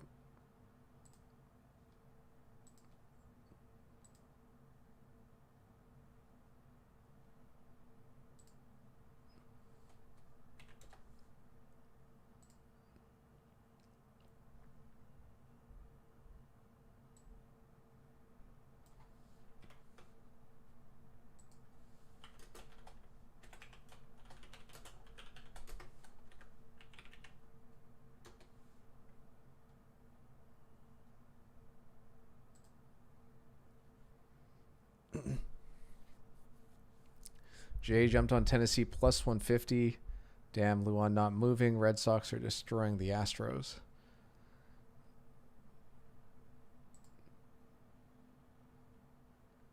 Good luck, Jay, on that Tennessee money line.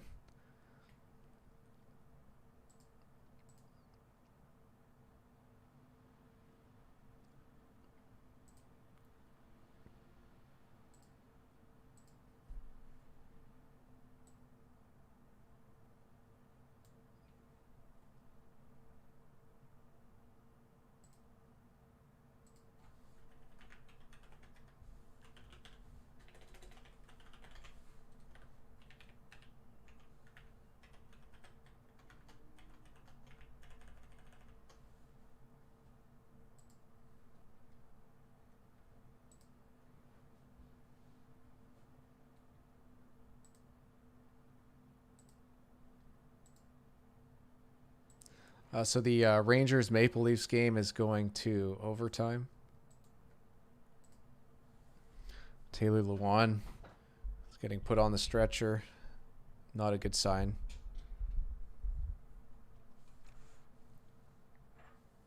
Such a key part to this offense. Really, he might be the kind of secretly the leader of this team, at least on offense. Very outspoken and a very good player. It looks like he's talking, which is good.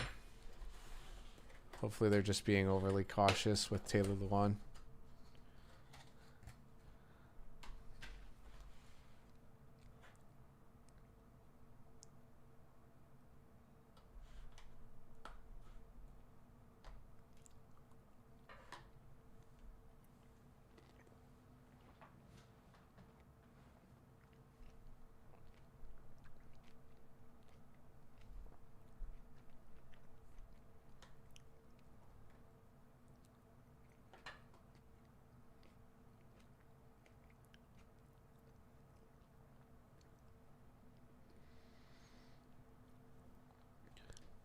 Not great optics for the NFL to have two players be driven off on stretchers, having to have like the full support in back-to-back primetime games.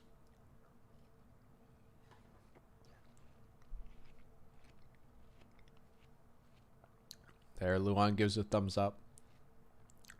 And the rock out sign.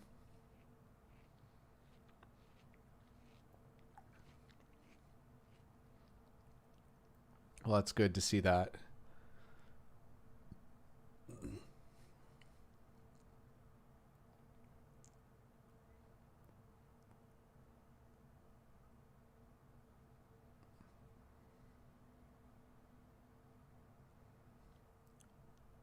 Second and 3 here for the Titans.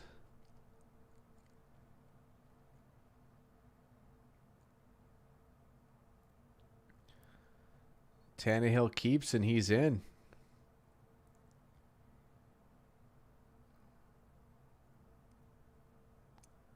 Titans go up 3 with extra point upcoming.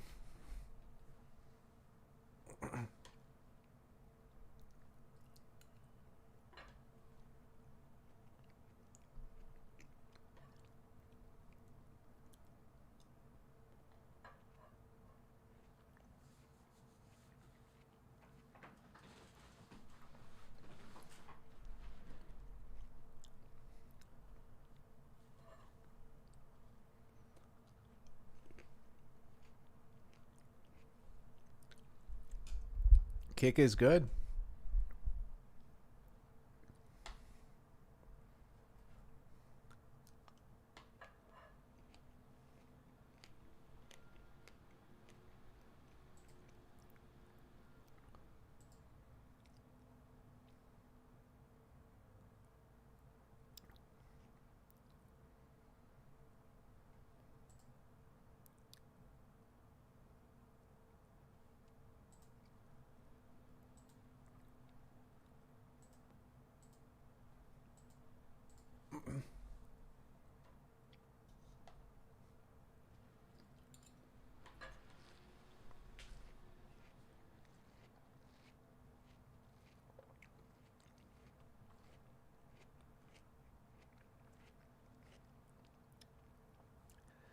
Well, a game that the Bills have kind of owned start to finish up to this point has been turned around by 2 big plays. One by Danico Autry, who's able to get the tip on the play, and the interception from Kevin Byard, and then the big run from Derrick Henry. And all of a sudden, the Titans are up 4 points, 17-13.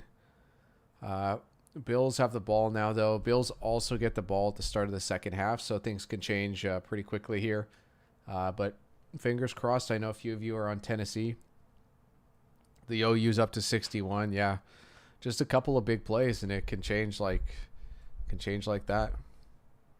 It was as low as 43.5, I think is what I mentioned.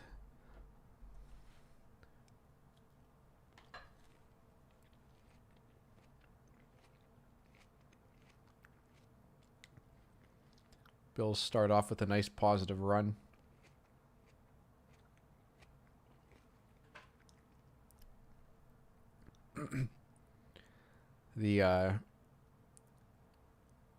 I'm interested to see both teams still have all 3 timeouts. I'm curious to watch this clock management over this last 4 minutes.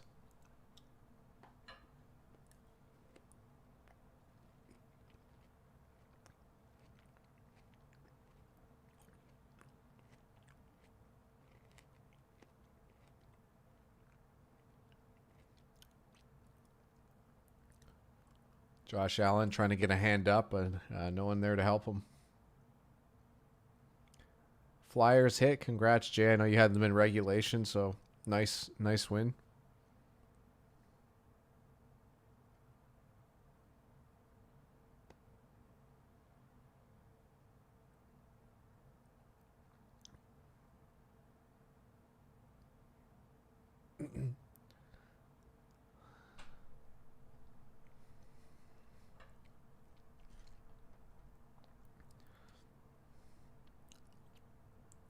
I guess he got outside the pocket, but that ball didn't get back to the line of scrimmage. I wonder if there was a receiver in the area.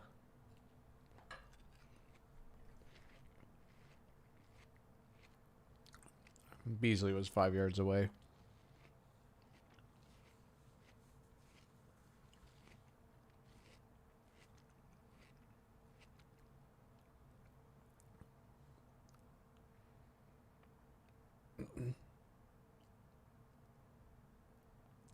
David Long he's played really, really nicely tonight.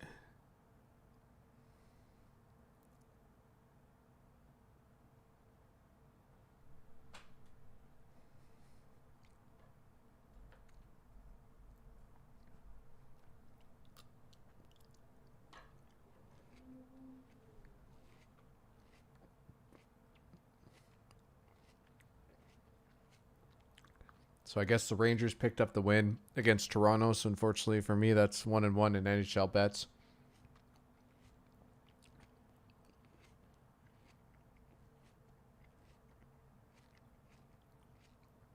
Big play by Josh Allen here on 3rd and 5.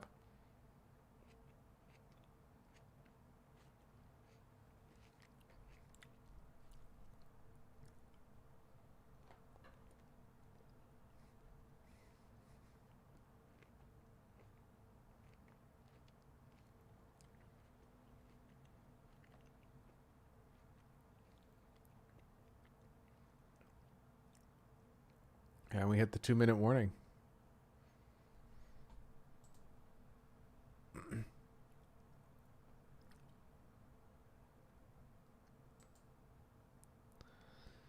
I don't know how or why, but on Google, when I search the NHL scores, it shows the Rangers won 3-1 in overtime. So I don't know how that worked.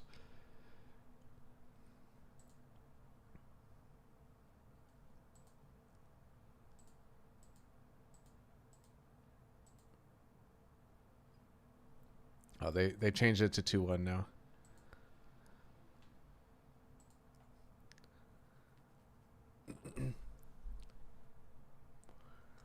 What's going on, Fear? How you doing? Fat Guy is not going to be here till a little bit later, so I'm running solo today. How have you been, man? I haven't seen you in a while. Hopefully things are going well.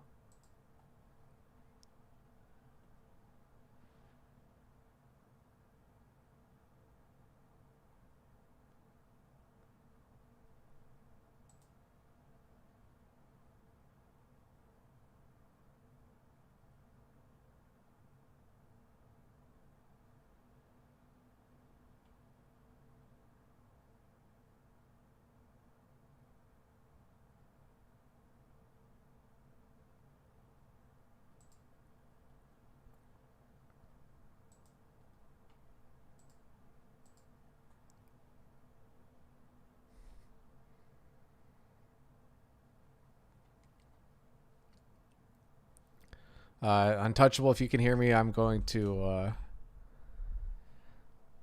take a look at that market when we get a little bit closer. Zaps actually can't believe the Rangers won that game. They got dominated, but that's hockey, yeah. That's just how it is. Fear said I should dock Fat Guy's pay. And you're watching to see if the Bills are for real. They've been very, very good to start this season. And they've played well tonight. It's just 2 big plays pretty much, and that's been it for the Titans. But I know Zaps and Jay will take it. Like, it's been this is how sports are, right? No matter if it's the Toronto Maple Leafs in the NHL or the Bills in NFL, like, anything can happen any day.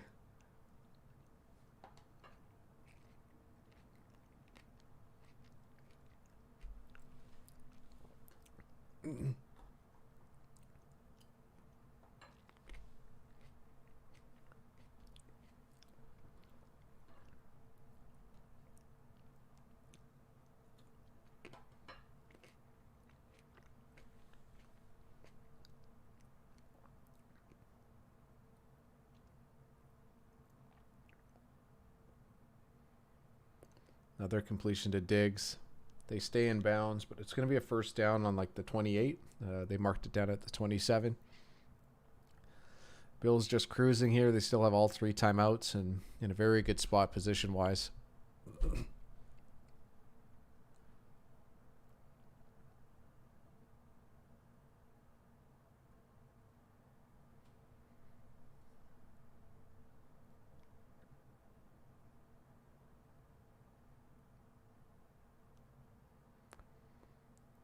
Harold Landry able to get a nice trip on Josh Allen here. Clock still runs. Be interesting to see if either side takes a timeout. It looks like the Bills decide to use one of their first timeout.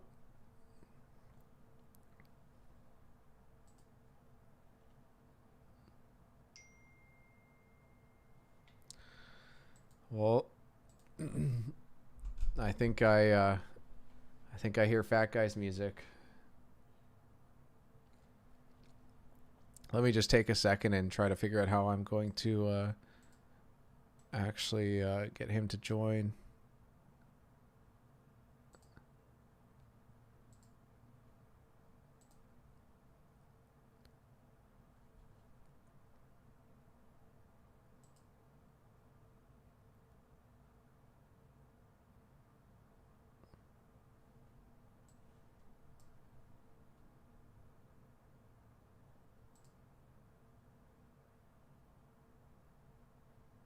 going to be 3rd and 8 here for the Bills.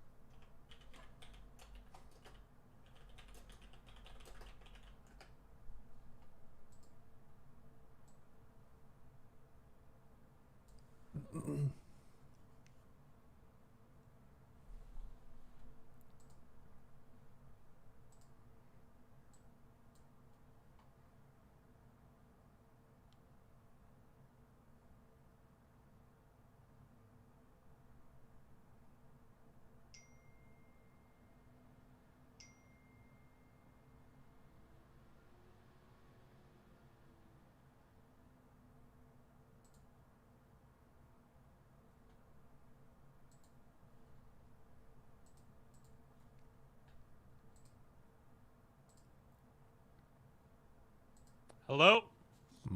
You're live. And we're live. I wonder if there's a way. Yeah, I'll do. How did he get open? Like, oh, I'm jinxing my Tennessee play here. What? What are you doing? I hate zone defense. I hate it.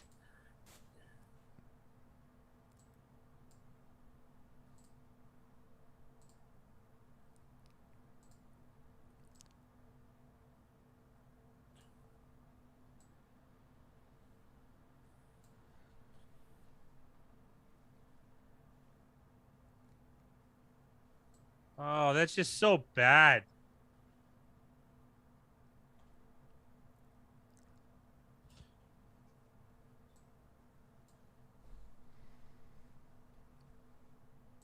All right, I guess that's good. I think audio's good. I think everything's good now.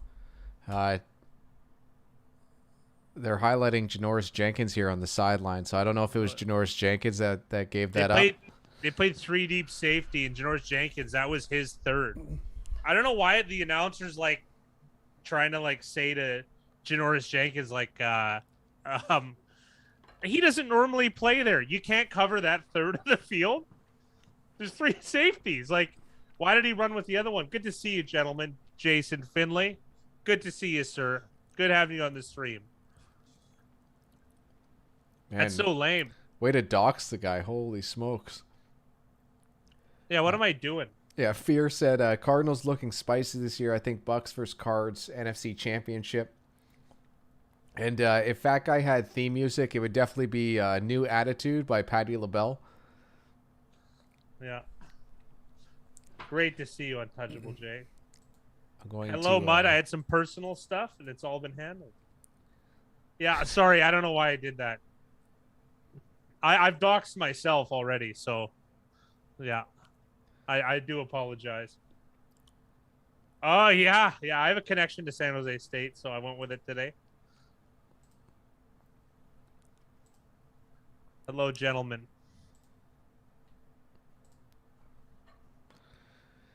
I'm surprised these guys stuck around. It was just me staring at the screen for an hour. I actually believe that. It's not too far from the truth. This guy like tear his hamstring or something.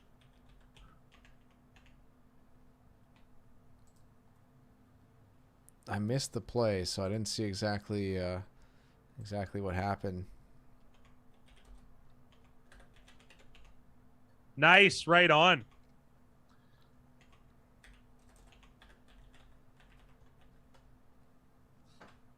Trying to think who the last good San Jose State player was. Oh, Duke Iannacho and Jeff Garcia. And who else went to David Fales went to San Jose State? A nice preseason quarterback. Jay, I've got the black hat right here, so I could throw that. I could have had that on the entire until Fat Guy got here, but now I need the cans.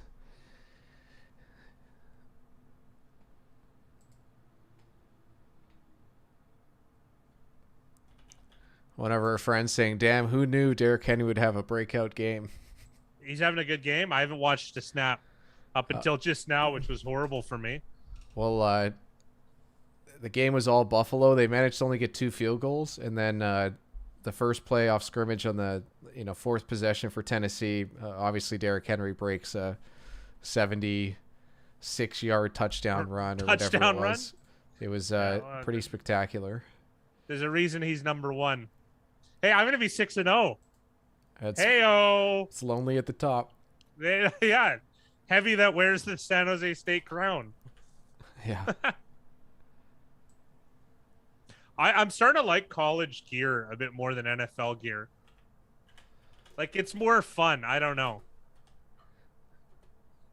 You definitely get like a better array of stuff going on.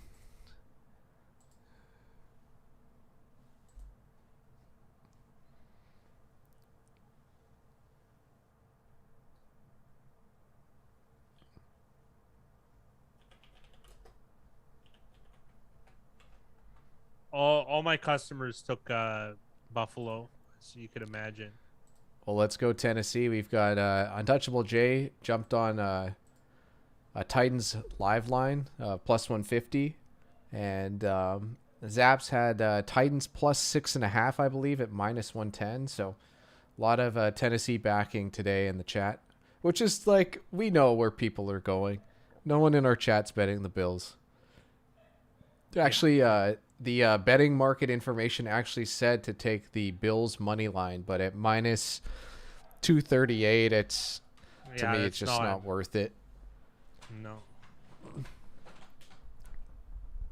Oh, I just saw brief clips there saying David Bakhtiari close to returning, which would be a pretty big boost to Green Bay. I'm not sure who's been playing left tackle there at the moment. I just saw that I had the Maple Leafs tonight as pretty big favorites. I think they were like minus 180, and I just saw the opposing goalie made 40 saves for that 2-1 overtime win in favor of the New York Rangers. So Dak Prescott uncertain to play week 8. Interesting to see, but I believe they're on bye next week, so it shouldn't be too bad. Oh, the other thing too, Fat Guy, I didn't think of, if Cleveland's playing on the short week, like, it's going to be extra tough for these guys to come back and play off of these injuries. Well, the line's at 3.5. I got it at 6, so I mean, I'll take it. Oh, is Taylor Lewin hurt too? Yeah, he got carted off. Oh, it's going to go down to 3. It's shifting to 3. That's excellent a line of the year. I'm really jacked on that. I mean, obviously, it's knowing me, I'm gonna lose, but you can't not be happy with that one.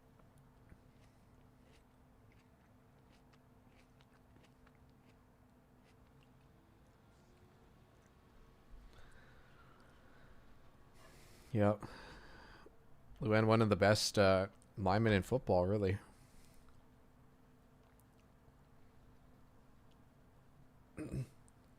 Is that San Jose State gear? Sure is. I had a New Era one. Yeah, it's San Jose State University. So San Jose, Santa Clara, California, in that area.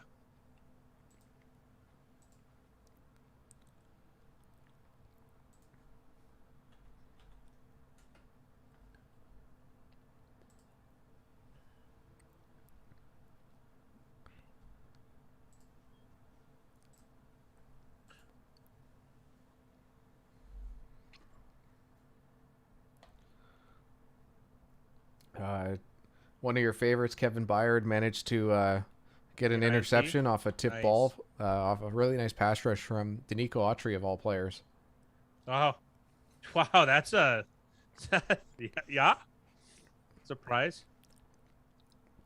There's been a couple Titans linemen to make plays tonight where I haven't known who they were, and I had to look them up. I even forgot the first guy. That's how unmemorable his name is.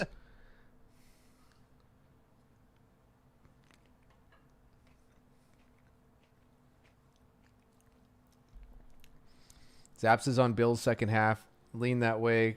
They get the ball first. I'm not sure how Titan secondary holds up with Chris Jackson out there.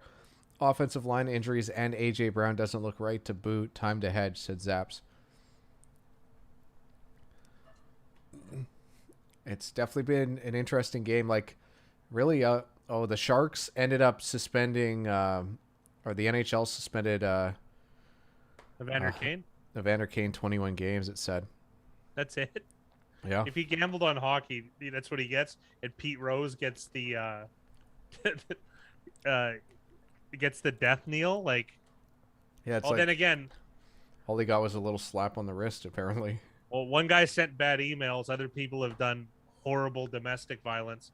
Yeah. Nothing makes sense anymore. Oh, that's for That's all. It was for violating COVID protocol. Interesting. Oh, wow. 21 games for that.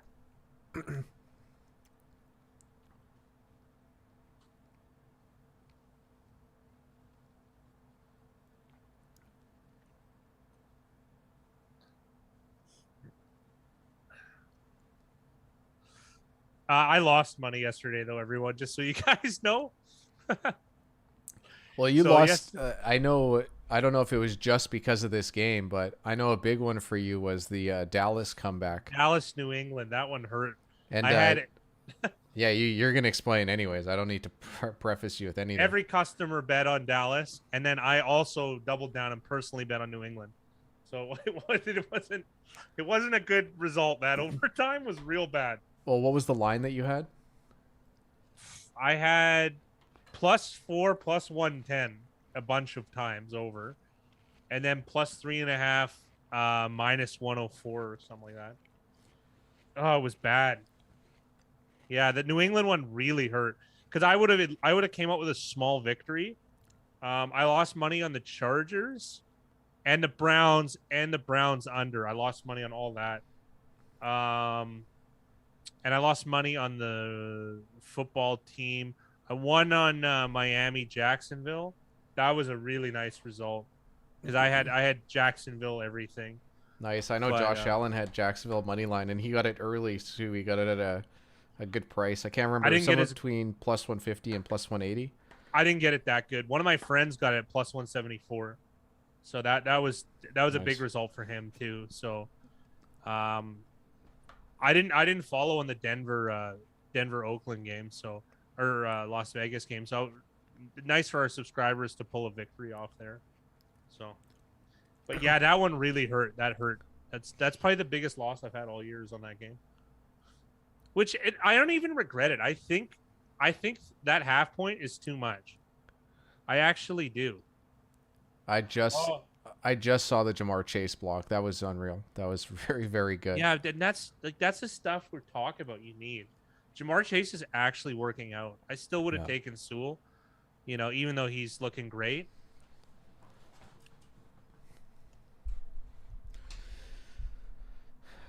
I don't know if you saw in the Jacksonville game, but the kick to tie it up was incredible.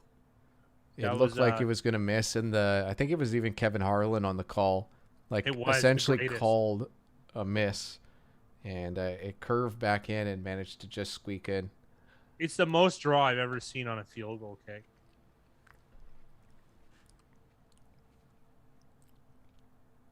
Yeah, I wonder if the Seahawks fans are digging through Pete Carroll's old emails. Yeah, no kidding. I'm sure half the fan bases would love for their coaches to get outed for something like that. It's so boring. I don't get it. Zaps goes, I pretty much broke even, heard almost everyone else cashed. It was such a square day. So many square teams won by a lot. I know when people start sending me parlay wins, I know that it was a square day. Let's put it that way. And I was same as Mickey. I finished even. I was slightly up thanks to the Vegas money line, which helped.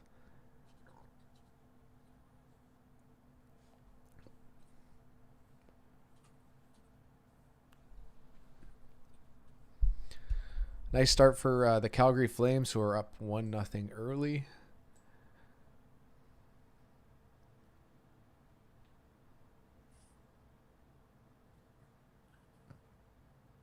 I could have a nice clawback, though. This would be an okay game to win, though.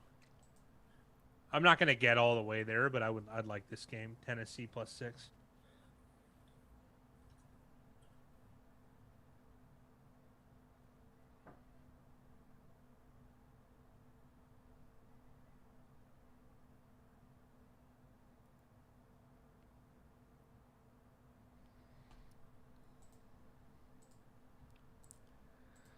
Live line is going to be 6.5 though going into the half.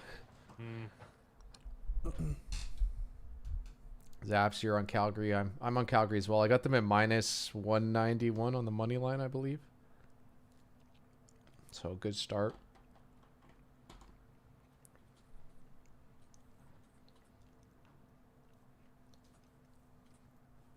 I think that's the right decision, Mickey. I was actually excited about the Calgary line or Calgary market when I saw it, but I was kind of upset when I saw how big of favorites they were.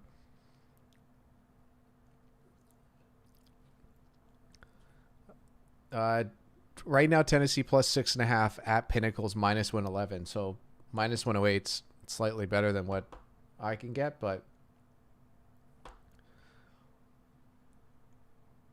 Zap's got -183, so even better. Nice job on good price shopping.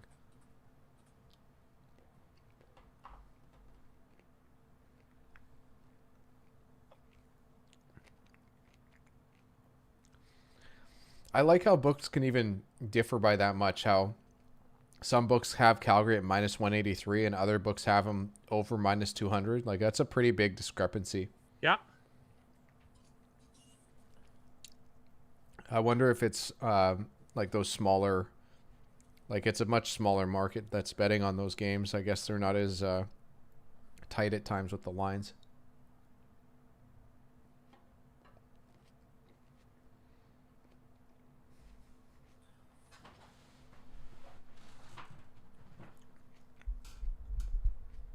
Wonder what Henry's bust out rate like touchdown conversion on like. Do you know what I mean? Like not on the goal line. Do you know what I mean? Oh, like how many well, there was a stat earlier. I don't think it's showing quite anymore.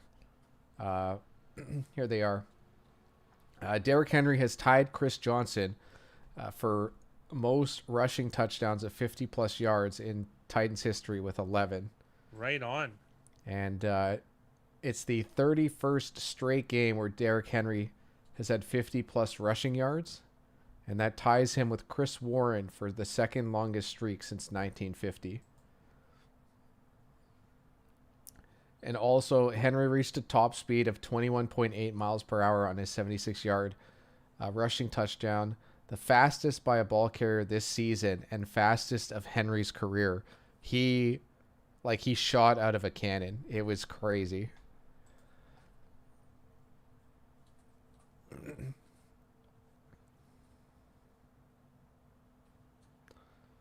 Yeah, that is really good closing line value. And you've got the Avs and Canucks for tomorrow. Maybe I'll actually watch my hometown Vancouver Canucks. Who do they play tomorrow? I think it was Buffalo, if I remember correctly. Yeah, they play in Buffalo. Yeah, that's a great line because they're now at -137. So really good job on getting that price at -118. And then it's the like the Avs are underdogs to someone. I was just thinking the same thing. They're actually underdogs to the Capitals in Washington. So the Capitals? Yeah.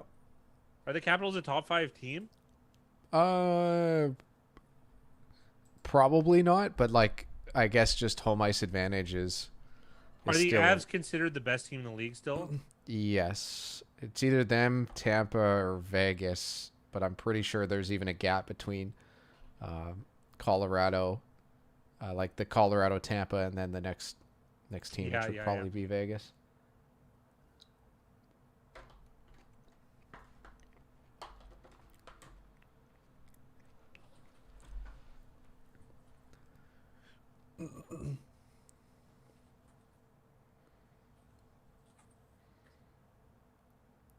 So Bills lead by 3. They get the ball to start the half. So we'll see if Tennessee's defense can continue to play strong here and kind of sputter this Buffalo offense. Oh, nice job, guys.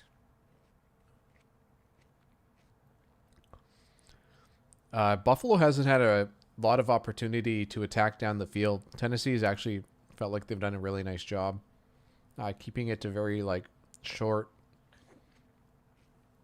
long drives, like short gains for long drives.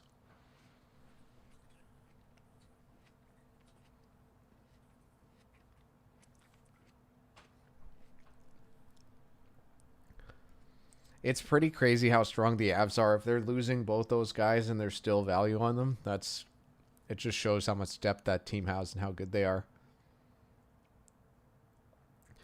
Really nice completion to Sanders here with a blitzer coming in his face.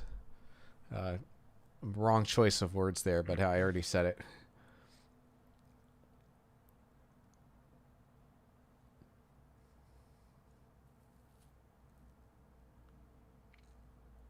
That's pretty good, Zaps.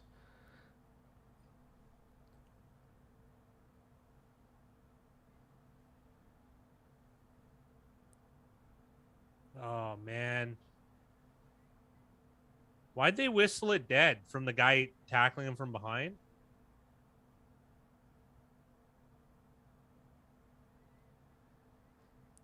What did he say to him? I don't know, but David Long has had an especially good performance tonight on defense for Tennessee. Just been around the ball, it feels like, on every single play. And really caused He's a havoc. high energy guy, that guy. Oh, he's been terrific.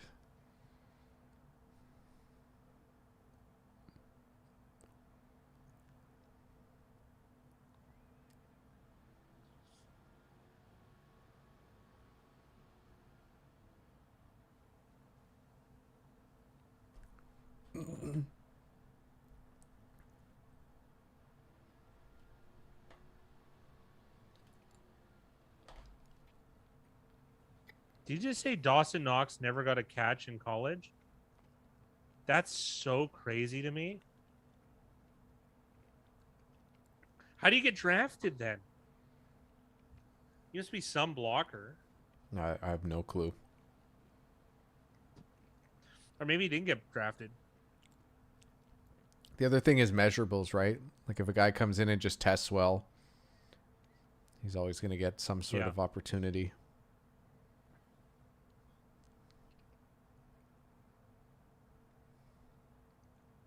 He must have had something he did that was pretty good.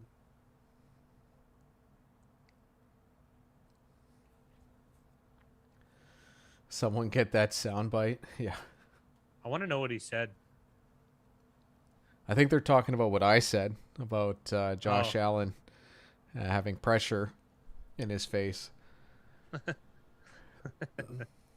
Oh, right.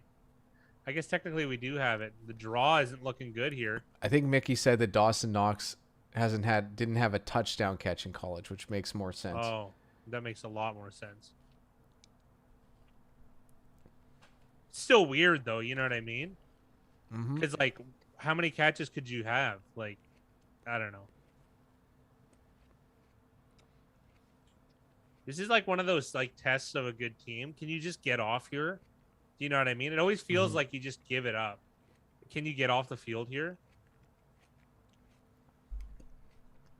Because you can't give up 5 or even 4 and they'll probably go for it. Like you gotta shut it down here. Oh, nice. Yes. All right. They get it done. That was a huge stop, Zaps.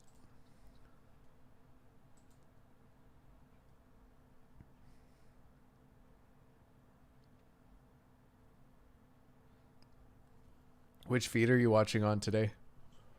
Let me think. I think I'm on TSN 3. Am I behind you? No, you were in front, so I'm just going to switch to... Have you kicked a field goal yet? I'm just switching now. They're lining up 52 yards, and he's kicking it right now. I think we're on the same. Okay, cool. He got it.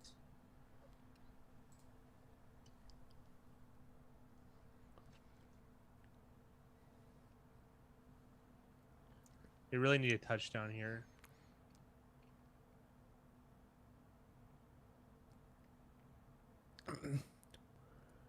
Mickey said that he played for Ole Miss, and they also had DK and AJ Brown to throw to, so it just he wasn't needed.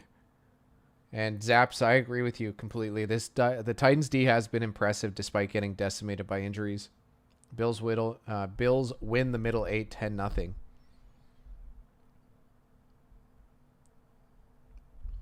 I don't know why I'm not sold on them.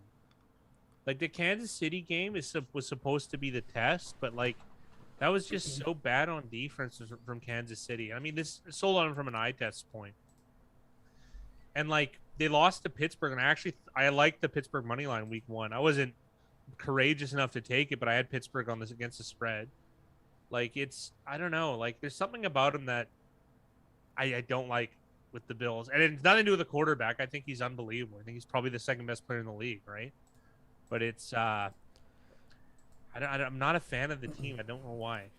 I think it comes down to the coaching strategy to win games. Yeah, I think what you and I feel, or what I kind of get the sense from you from talking about it, is that like in the high, like the games that really matter, if it's going to be like within one score, we're just worried that Buffalo's going to be not able to get it done because of bad decision making as far as like strategy goes against another very strong team. Like, it didn't matter against Kansas City because they blew them out. Yeah, but when the chips are down, exactly. Like, we hated, like, I can't draw everything from that playoff game against Indianapolis, which I thought was a brutal display of coaching and play calling, you know, despite getting the victory. Whereas I felt the opposite about Indy. They just, like, their game flow choices I felt were perfect, to be honest. They passed my test. Whether that's, you know what I mean, optimal, I don't know. But I think it's more optimal than, actually I'm certain it's more optimal than the plays that Buffalo chose. And when you look at those things, like those fourth down decisions, like the gap between Stefanski at number 1 for fourth down choices and Belichick at number 32, like that's probably 16 to 20% a game. You know what I mean? So even conservatively, if we say it's 10% a game, those choices, that's crazy. You can't make up 10% of win probability. The only 10% if you break down players, the only player that's worth 10% of a game is a quarterback, and he's worth slightly. Actually, the gap between, if you have a really bad backup and the best starter in the league, let's say Mahomes, the gap is 10% for win probability for the whole game, right? So I don't know. It's just crazy. It's legit crazy. So yeah, when the chips are down, I don't think Buffalo has it in terms of and McDermott's not even a bad coach as far as like getting his guys to progress as players, but all of that analytical decision making is garbage, so at least from what I've seen. And Zaps hit it on the head, talking about how last year it's not like the Bills were popular and they were winning these games, and now it's like everybody that's like casual that I talk to wants to talk about the Bills. Yes, and they're the most popular team I take bets on. They actually, I didn't see where this closed at, but this was it for sure in the top 3, and it might be the number 1 most bet game of the season so far. Actually, that we've ever tracked. Yeah, there was 103,000 bets 10 minutes before this kickoff. Game? Hey, nothing. Yeah. I like this game. There's nothing wrong with this game, but that's just like shocking. I thought like Bills Kansas City I can understand, Maybe if Bills play. Oh, he wanted to lateral that. Bills SOS. Can you define that acronym for me, please? Strength of schedule. Oh shoot! Yeah, I'm losing it. Oh, it's Now, 31st. Oh, we were man. talking about it earlier because I was saying it's like usually like those really good teams also get the like really good teams are going to be always have like a lower or like a worse strength of schedule just Yeah. because they're one of the best, but Well, a little overall bit it's like still pretty Carolina, good. like when Carolina was undefeated, like a little bit of that. Yeah. And then There you go. also like it's interesting too because like I've heard them talk about the Bills and doing weird things like that, and like they played the Chiefs, and technically right now the Chiefs actually are pretty low as far as like teams that are Yeah. like they're actually way better than what they've performed at, but they're showing like these Derrick Henry workouts, and it's pretty incredible.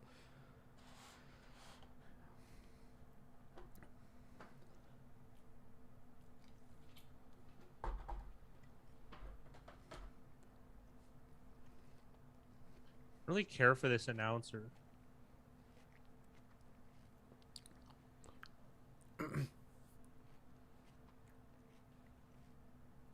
I noticed after we made the picks video, I popped on the audio, and it was Al Michaels wasn't calling the game yesterday. He had it off. Oh, really? I didn't have it on. I lost money on that game too. Too bad. Al Michaels Yeah. gets off more time than you do. Yeah. Yeah.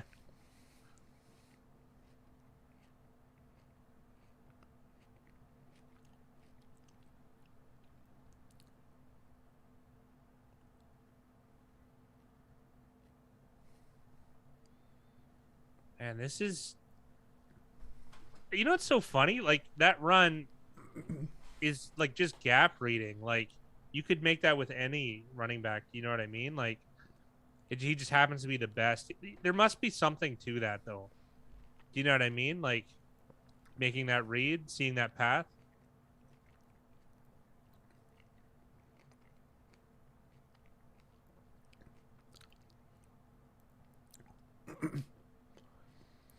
Yeah, so Josh Allen brings up a good point, because what I like to talk about is that I feel like linebackers and safeties, like they're getting smaller to be better against the pass, and then like having Henry like get those better matchups in the second and third levels, I think is just super nice.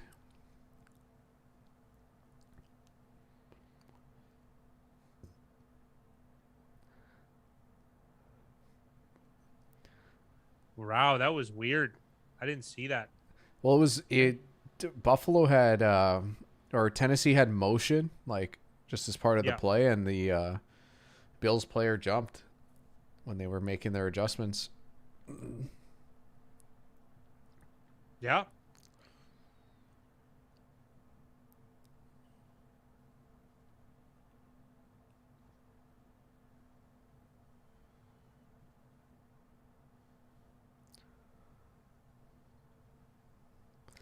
The one thing though, offensively, the Bills defense have been winning this line of scrimmage battle against this Tennessee O line as far as the passing game is concerned.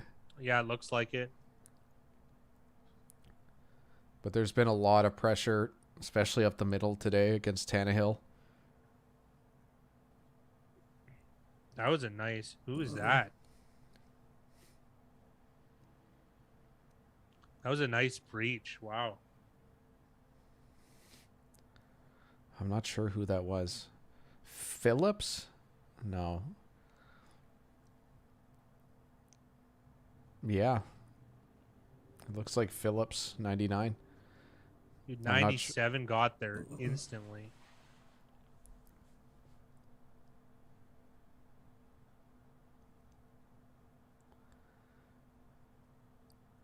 Yeah, Henry's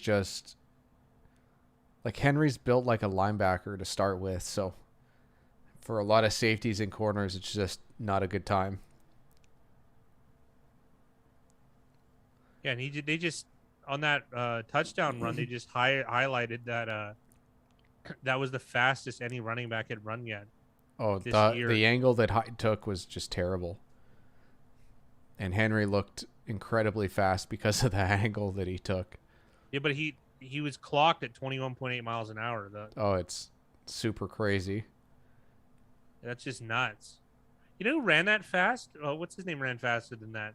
Marquette King, the punter for the Raiders on that botched snap against Jacksonville 3 years ago. I loved it. Yeah, here we go. 4th and 2. Of course, let's do it.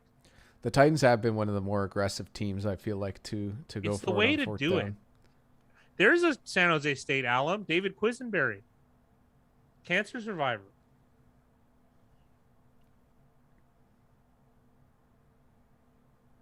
Five for 9. That's good enough. Light box, too. There's like 5.5 guys in that box. They didn't run it? Nope, and they get the completion to AJ Brown. Wow. The cameraman got fooled on that. AJ Brown's kind of come to life on this drive, which is nice to see for the Titans offense. Is he hurt? Oh, yeah. Like, he's got to be, right? He didn't play. He at least missed one game, and then they talked about how that he's been like getting looked at on the sidelines, like between drives. So, yeah, I wasn't sure if he had healed though. That was the thing I was interested in. I don't think he has, but these games are just too important to miss. So, I don't know. That guy AJ Brown seems, I don't know, for real. Like, you know what I mean? Like a football player. He's pretty, I don't know. There's a lot of other receivers that could be injured like this, and you'd be calling him out. But AJ Brown is. Yes, exactly. I don't hear him complaining. He's playing. He's contributing, and he's trying to win games. Because guys at that position tend to go the other way. They get nicked and they're out really easy. The Kiki QT is my favorite one. If I don't play, if I'm not 100%, so you're just not going to play, which is essentially what happened. And who's out of the league now? And that was a guy that wasn't even bad. Oh, man. That guy looks like Mike Vrabel. He does. I was thinking that too. Dude, this ball is a little bit ugly, but like, oh. Hey, yeah, Bolden is a good comparison. And funny that you bring that up, Mickey. Bolden was probably my favorite receiver for years. So I like Bolden. I like Steve Smith. I like mean, tough guys. Bolden had his jaw wired shut so he could play. Like, that's the kind of guy. You just don't see that at receiver very often. I hope they run here.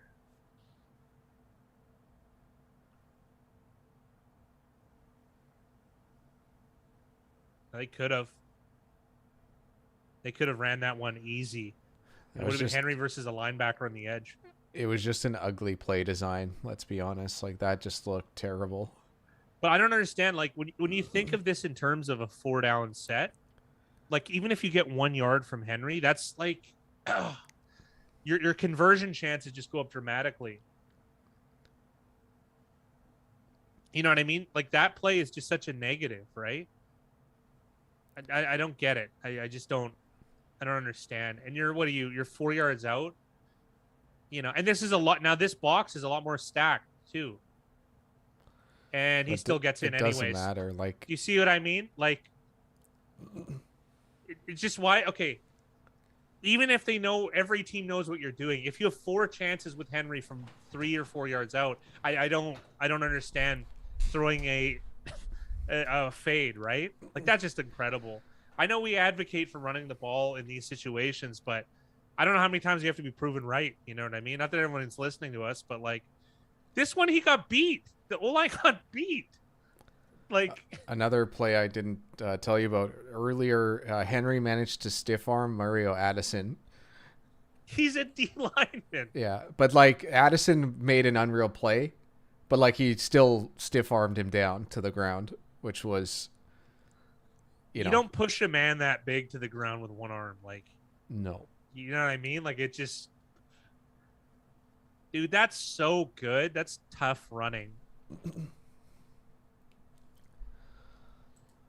Live line is Bills -2.5. And I didn't even see it, but Randy Bullock was good on that extra point, so Titans are up 1. You know, it's funny. Next time someone asks me why I've been successful in fantasy the last 3 years, I'm just gonna tell them to draft Derrick Henry. But every team that I've had that's been a winning team has had him on it. So like, it's so funny how you can take credit for analytics and effort and stuff. If you have a guy that gets like averaging like a touchdown a game in some facet, that's enough. That's enough to win. Like, I don't know, this the strategy that we've adopted has worked out really, really well for us. It really has. So, like over the last 3 years, I think I've won half the. It's a really small sample, but half the leagues I've been in over the last 3 years. That's crazy. Mickey highlighting with that Derrick Henry stiff arm to Mario Addison that like Addison wasn't like stumbling. Oh, so it was like a pure. It wasn't. Oh man, yeah. Addison made the right play though. Like he just got into the backfield so quickly that he like just went full speed at him, but like he wasn't ready to deal with the tackle. Yeah, but yeah, he did like, enough to like, because Henry had the stiff arm, then like 3 other guys got down. there. So it was like the right play to make, but it still didn't look good.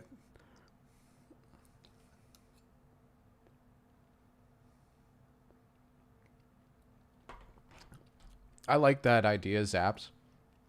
Like just take the top performance and take the bottom performance and the worst. And just yeah, throw them out.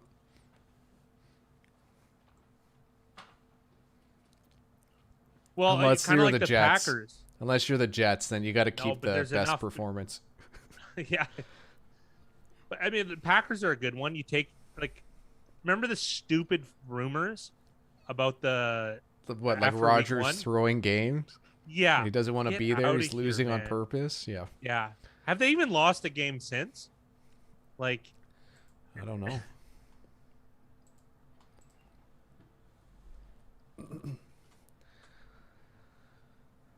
Well, the big question now is, can Tennessee's defense continue its, I don't want to say strong play, but... Yeah, they haven't lost since. They're on 5 in a row.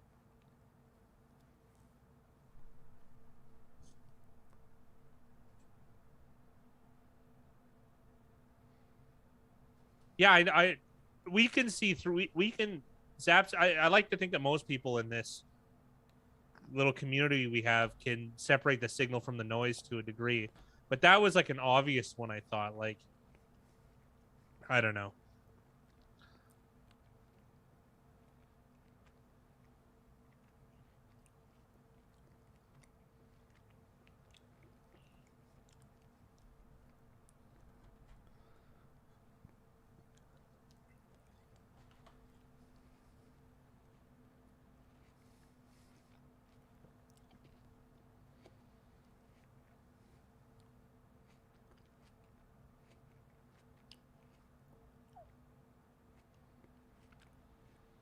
Who's Jackson on number 35? Because they had Adoree Jackson and they cut him, like a failed first round pick. It's Chris Jackson. I think it was a player that Zaps highlighted earlier that he's having to play. He's a 7th round pick from 2020. I don't know him. Yeah, that makes sense. Looks like the Bills I hope it's jumped here. Yes, that's good. Very good news.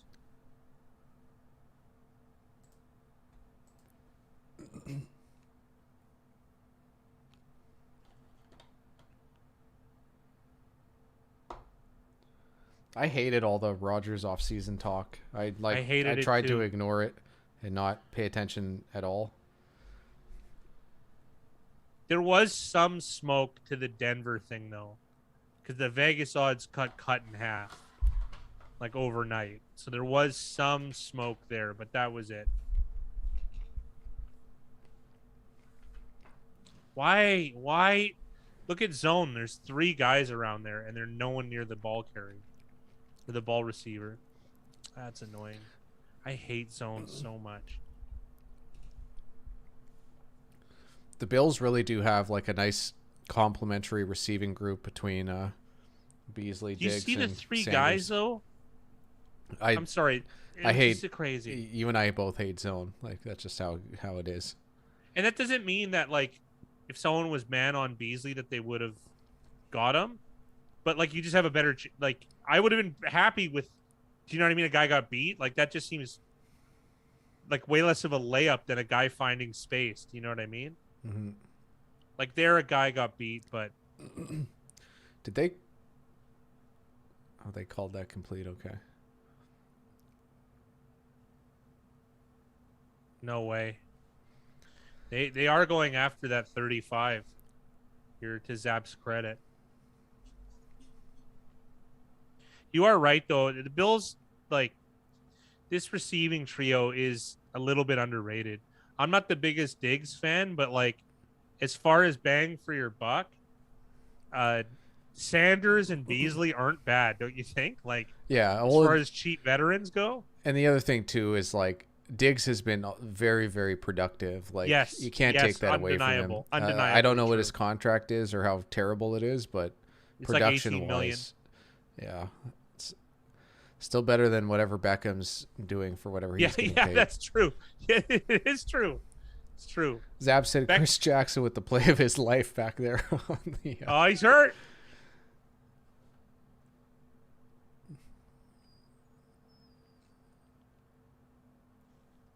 He actually made an okay zone play. okay is the right way to say it, and it looks like he's coming out. So not great if they've if they got to go deeper than this. They've got Breon Borders. Caleb Farley got hurt earlier, their first round pick, 22nd overall. They also have Elijah Molden, who's a third round pick. So we'll see who ends up going in.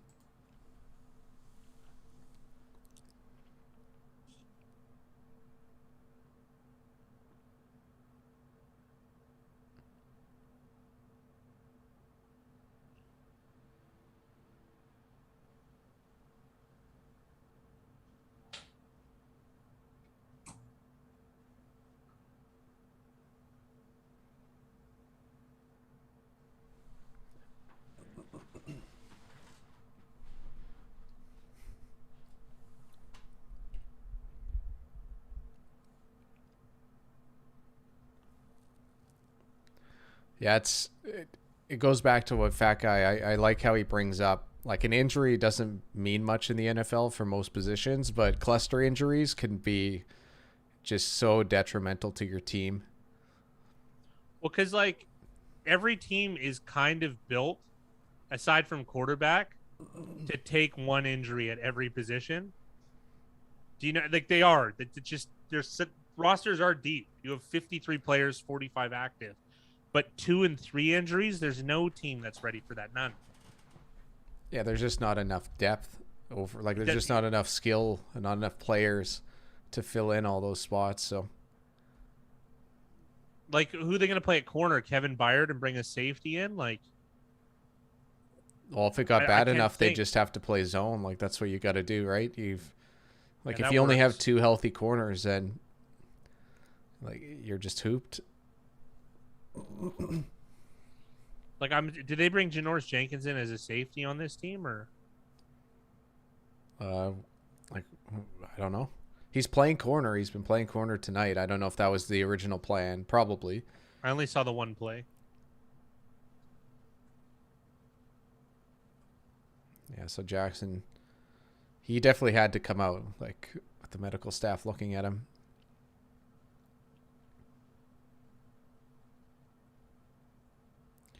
Yeah, so Borders in.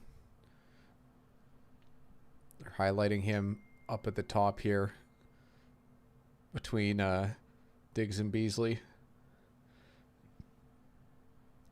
And Diggs is on him, so yeah, that's definitely a PI. Like, it's just so easy. Diggs is like, do you guys see who's on me? It's rough. Like, this is rough.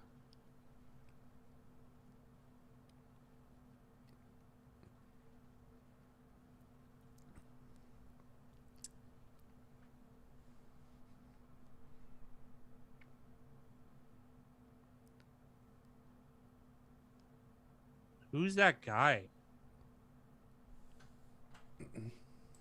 You know what? If he just turned around, like He could have made a play on that, but he's a Breon Borders. It looks like is a UDFA, and and why guess how is many he matched up? guess I how many don't rosters he's been on?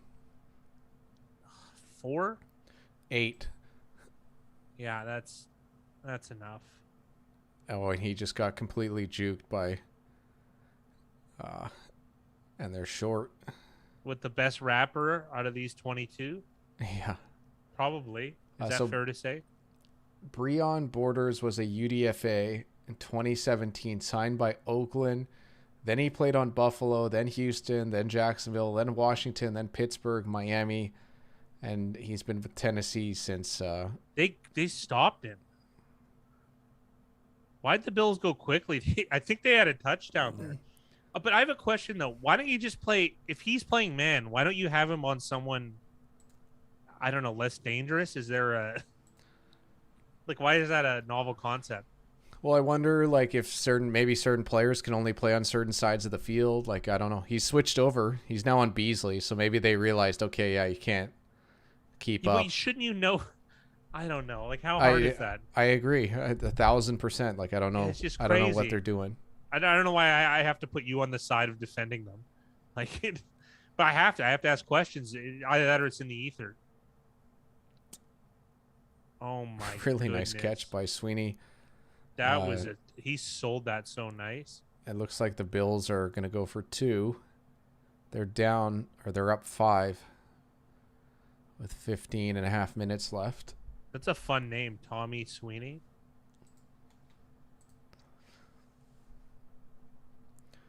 Dude, he looked off everyone. That was crazy. Yeah, that ball had to be. If that ball wasn't exactly where it was, that was either intercepted or incomplete. Man, that's impressive. Wow. This is what I mean, like making throws like that. How many guys can make that throw? And they go Philly special. With the Philly special. And Josh Allen probably didn't even have to toss the ball. He probably could have just ran in from the start.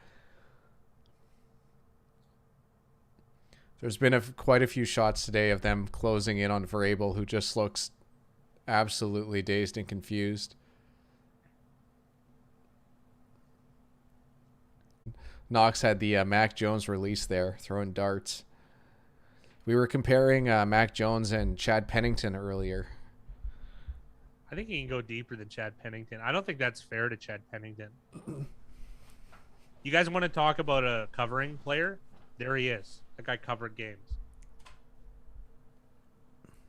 He was very, very accurate in a 25-yard radius.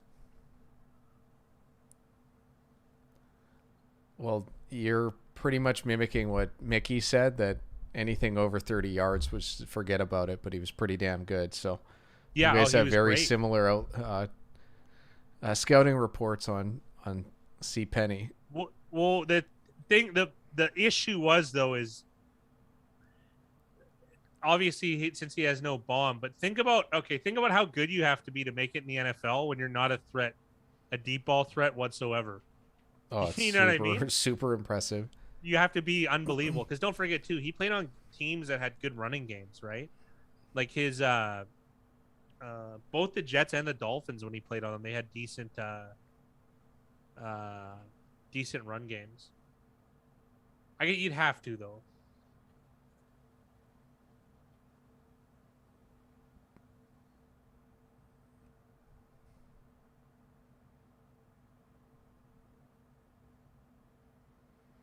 Barry Sanders, Kyler Murray, and Baker Mayfield. And obviously Mayfield, the best actor out of all of them, gets to lie in bed. Explain that. Here you go. NFL completion percentage leader 02 and 08, and NFL passer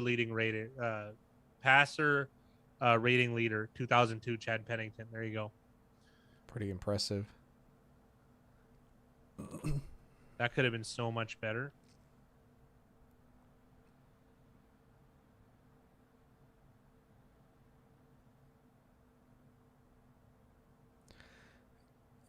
they've got a stat here. The Josh Allen has 55 passing touchdowns and 0 interceptions in the red zone in his career. That's unbelievable.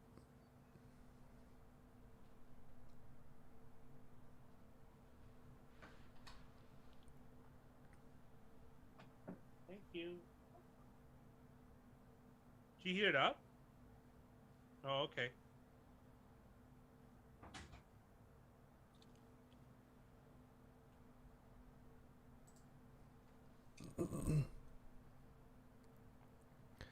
Fat guy will be back in just a minute. Mm-hmm.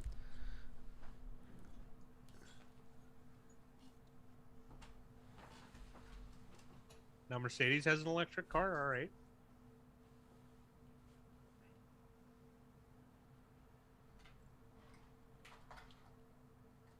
I'm curious about these electric vehicles. How are they going to do with trucking and shipping?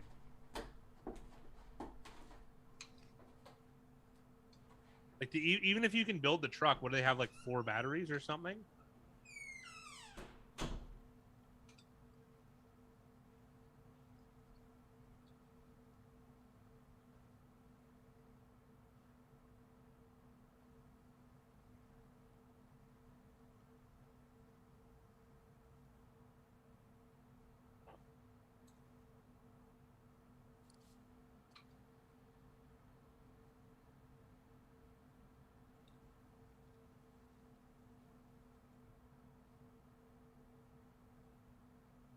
A nice Budweiser commercial. There aren't very many.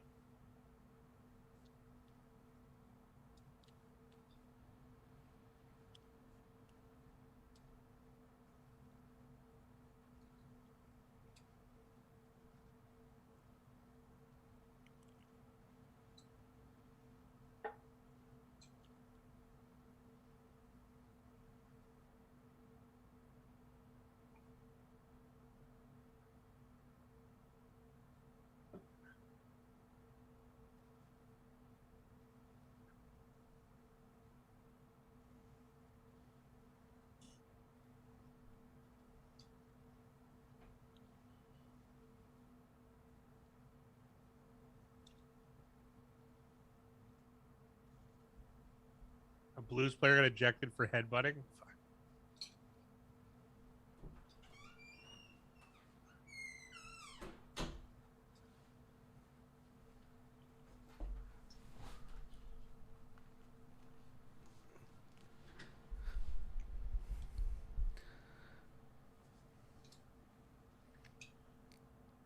The live line for this game is at 7, but Tennessee's juice is minus 127. I've never even heard of an NHL player getting ejected for headbutting, but I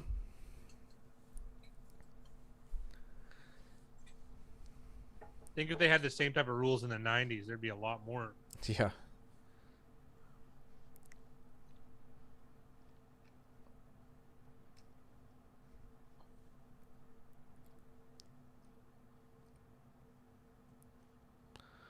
Another nice completion. Why was here at everyone AJ so Brown. loud?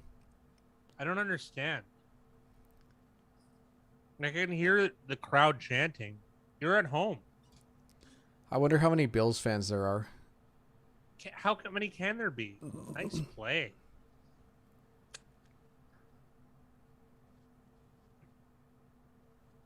Would they have 93 in coverage?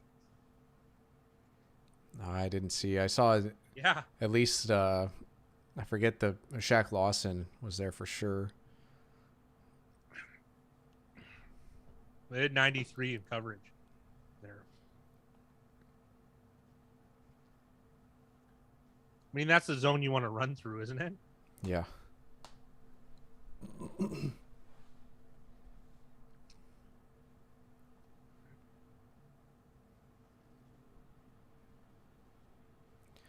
$128 yards on 16 runs.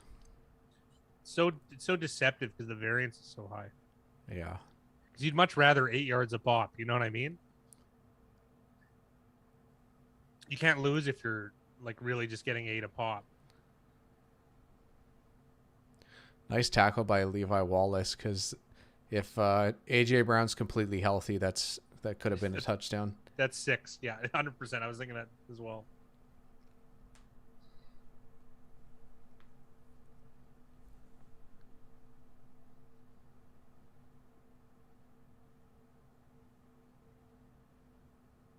Yeah, I don't think. Oh, this guy. Yeah, I don't. This guy's been hobbled by Annie Wilkes in misery.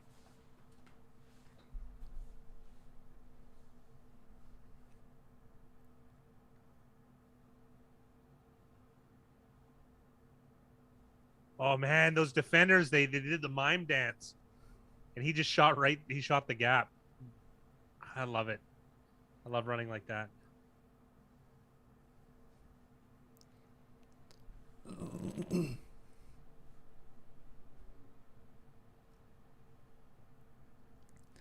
I still think that like they should just have another running back play the first half and let Henry just tote the ball essentially. It's interesting. Or like 3 running backs and they just give it their all, like, and are very violent in the hole. 3 guys like that.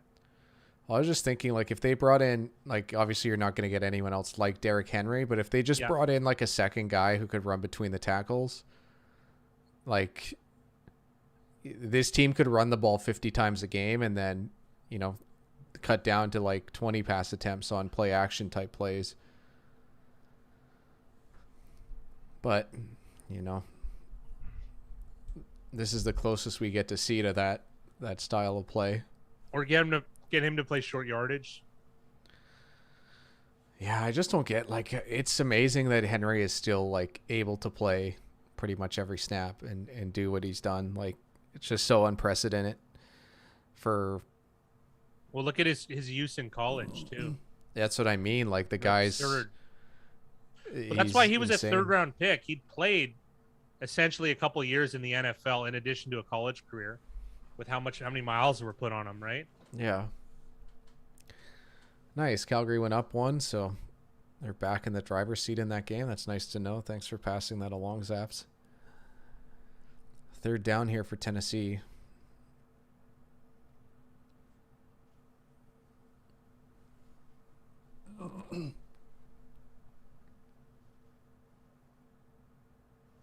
AJ Brown with a much more productive second half. 6 catches, 70 yards so far.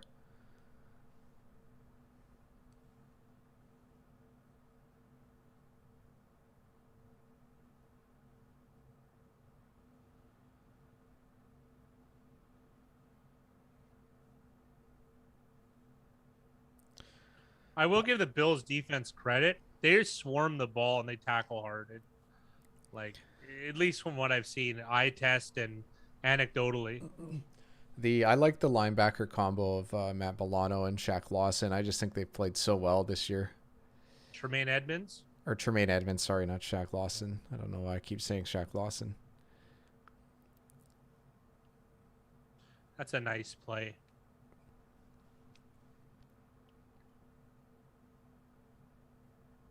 Randy Bullock. Started his career with the Houston Texans. I remember, this is how dumb I am, when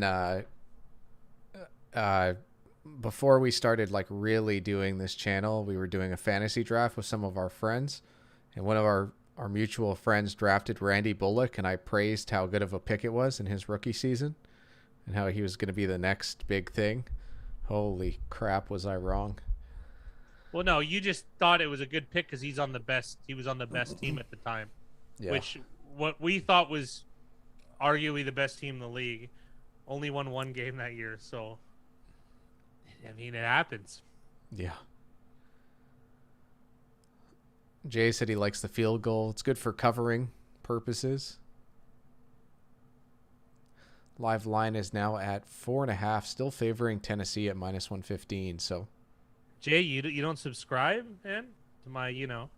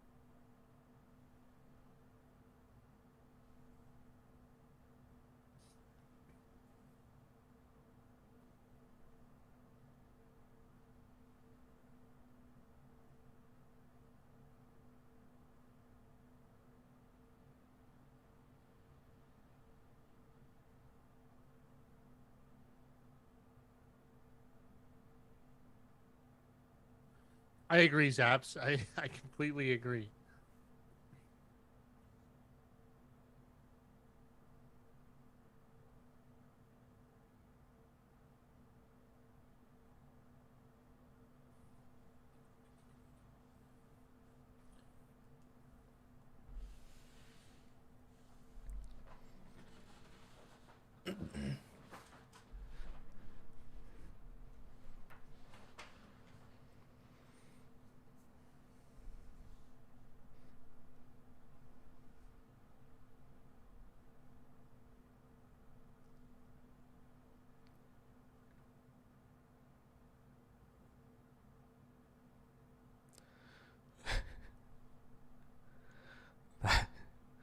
I just saw the replay of that pass. That pass was even worse than I thought.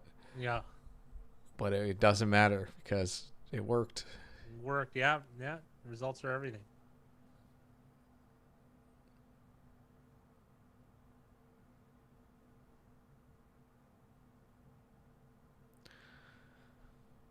Stefan Diggs looks like something happened to his forearm.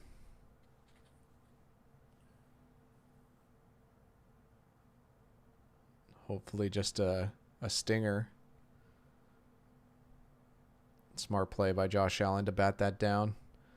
That might be the first Bud Dupree sighting I've seen this game. He hasn't made much of an impact this far. Range, eh?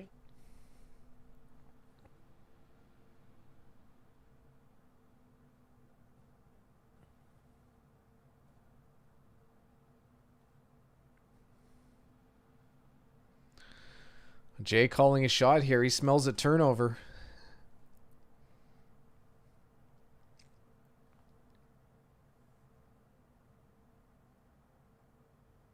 How, man?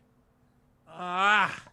Chris Jackson back in the game at corner How did he there. reach his hand in there? There's a flag. It's got to be against defense.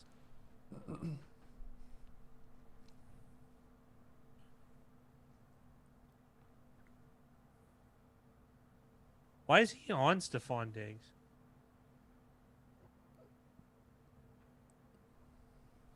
What difference does it make?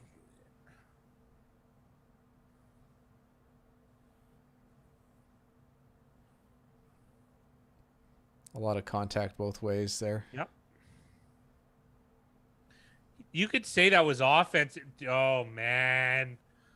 Come on. I mean, let boys will be boys, but, like, that was just as much offense. If he had an extended arm, too, and he hit him in the face. Nice sack. Simmons with the sack here. Best player on defense for the Titans right there.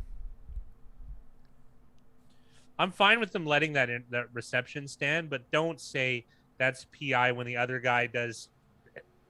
Let the boys be boys thing go. That is a hold against. Yeah. You'd rather a sack than a hold, though. I always hate like hold's like an easy one. Like you get to replay the down. It's so you can make that up so easy on offense. Sack down 7 yards, loss of down. It's a big deal.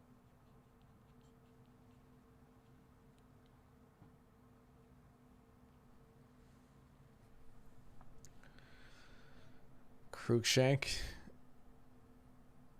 He's a safety. Is he gonna have to play corner now? And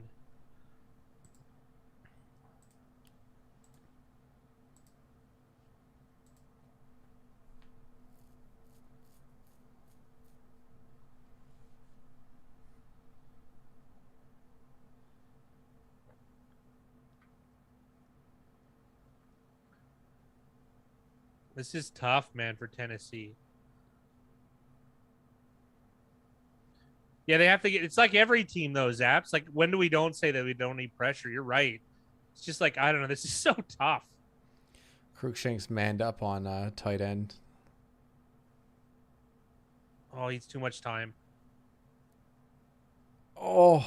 Oh! Oh! It was Borders who almost made the play.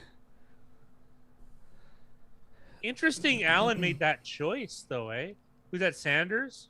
Yeah. I think he just liked his matchup for him to make a play on it, but it ended up being like Sanders needed to stop and high point the ball, and he never did. Borders did the best he could, just not. Oh, the other guy didn't help though. Well, Jenkins made the defensive play, breaking it up off of Borders' hands. Yeah, he did. 3rd and 17 though. The Titans are in a good spot here. Yeah, which it might even be better, but they still have a chance here. I think that's offside. And yes, they do a nice job. Did you see how slippery that paper is on the blue paper? It's you and I's biggest pet peeve. I don't like. I forgot about it for a while, and then look at that. Did you just see that? It makes no sense, and it's Dude, always like his leg, man. It's always like the wet, gross games too. It feels like has it. Dude, it reminds me of our friend's dad. I'm going to use that loosely. Look at how. Oh my goodness. Dude, he had one foot in the turf. The other foot made him fall. Yeah. And you could break your leg on something like that. Well, I never get it. I'll never get it. Well, you know what? The league cares about safety. That was almost a block. Also, Tennessee in the first half tried the Music City Miracle play, and they threw it like 5 yards ahead. Ahead? Yeah, so they ended up bringing it back. Like the Music City Miracle play? Yeah, it was a hot topic of debate on whether that was a forward or backward pass. Where do you stand on it? It looks forward. It's probably lateral, but I do think this is you can't make that judgment with the camera angles and our eyesight. Like, I don't think anyone is capable of making a good judgment on that. It looks forward to me every time I watch it, though. So, but the camera angle, it's so deceiving. It's kind of like when, NHL goals, when they're like not directly over top, they have like that angled camera. Mm-hmm. You have no idea whether the puck's in or not. It's so weird, right? Yeah. I don't understand, though, another thing. The NFL does really well. Like why don't they take a page out of EPL's book? With the tracking devices in the ball. The tracking stickers in the ball. You would, oh my God, it'd be so much better. I like that anything now that's like within a yard of a first down, the refs say first down. Just go like this. Just go. That's it. Yeah. They obviously did some focus group with like 6 people that said, "Hey, do you guys like measurements?" And they all went, "Nope." And then they went, "Okay, we're done with measurements. Doesn't matter about the integrity of the game. Let's just give first downs if it's close." And yeah, and also too, it's like I like when they bring out the chains to measure an arbitrary spot. Like you're measuring something that's incredibly unscientific. Yeah. That was essentially guessed. I like how things. Go ahead. And Mean Gene has just made he's got an entire brand around index cards now. Oh yeah, yeah, yeah. Yeah, Vrabel's a genius. It really. I was gonna check that one, Zaps. To be honest, that was that would have been my after the game check. That would be the first thing I would be curious about is that decision. Yeah, Zaps mentioned it earlier. It's like I don't know. It's a 1% difference, but it's whatever. It's the okay. Right thing to do then. So then, okay, you could go 1% the other way, right? And just think about if you're making them in comparison to the other team. I don't know. I think the tough part is just knowing that they got the stop here, but if the Bills put up a touchdown, you're pretty much done. You're not catching up. But that's not quite true. But it's you're hurt. It's tough. Yes. Just run it here.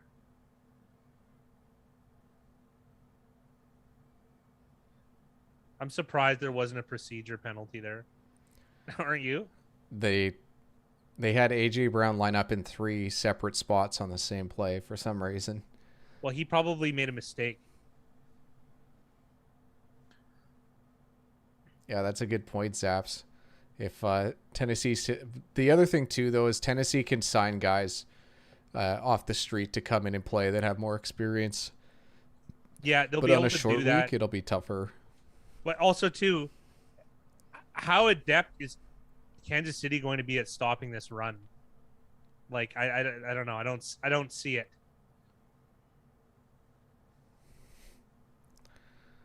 It's really like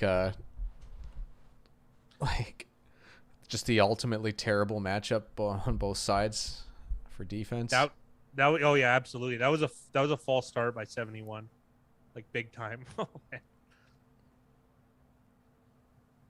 Probably not. I'd take under 56 though. Like something like that. I I think that's think about right. 50. I was checking this earlier. I think 58 is kind of like the last key number, if you even want to call that. So I'd see it Yeah, probably yeah, be yeah. like, it'd probably be set at like 58 and a half if I had to Half, yeah. guess. Man, AJ Brown is having a game for a guy who's clearly injured. Well, he didn't have a reception. I think he had one target, no receptions in the first half. So you've seen a All much the different AJ progress. Brown. Yeah. Dude, look at that. Some reason No, all it's three of those so guys bit. lame. If this is a healthy guy, I think that's to the house. Well, that's two that probably would have been touchdowns. Yeah, Like, he's isn't just that that crazy? good after the catch. But they're playing with the cards they're dealt with at the moment. It's almost better you don't score too fast, though.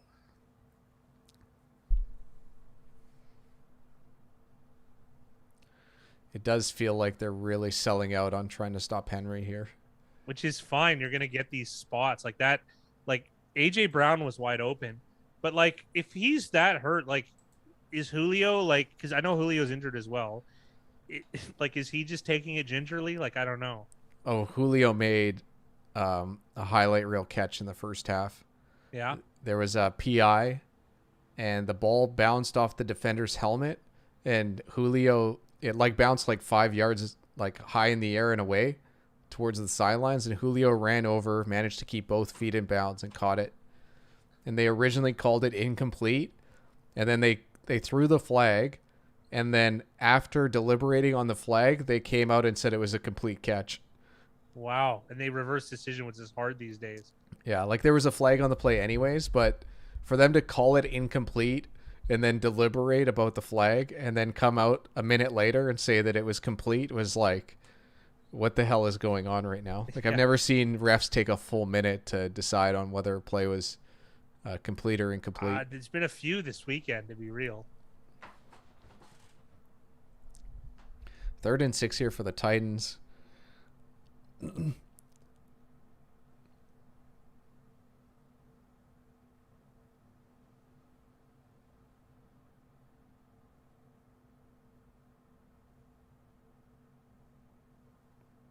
Clean pocket for Tannehill, and they get it done. I was actually really curious to see what the 4th down bot was going to say about that. Yeah. That play, Depending on where stopped. they caught it, yeah. Or if it was an incomplete. It probably would have said field goal, to be real. I don't think so, but who knows right now.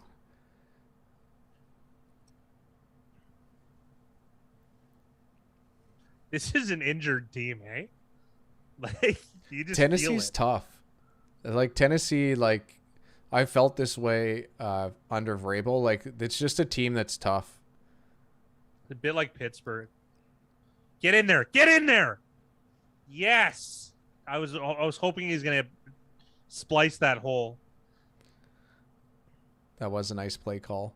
Because Buffalo is playing downhill at the moment, trying to stop Henry. So you might as well try to get him into space where he doesn't have to deal with as many numbers.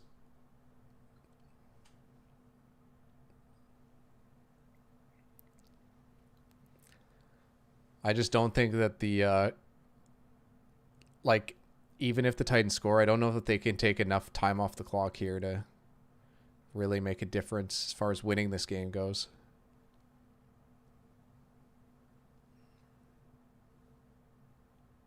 Yeah, good luck with that tackle. That's not happening. That's not happening at all. Is this the 3rd touchdown again? Dude, this guy, man.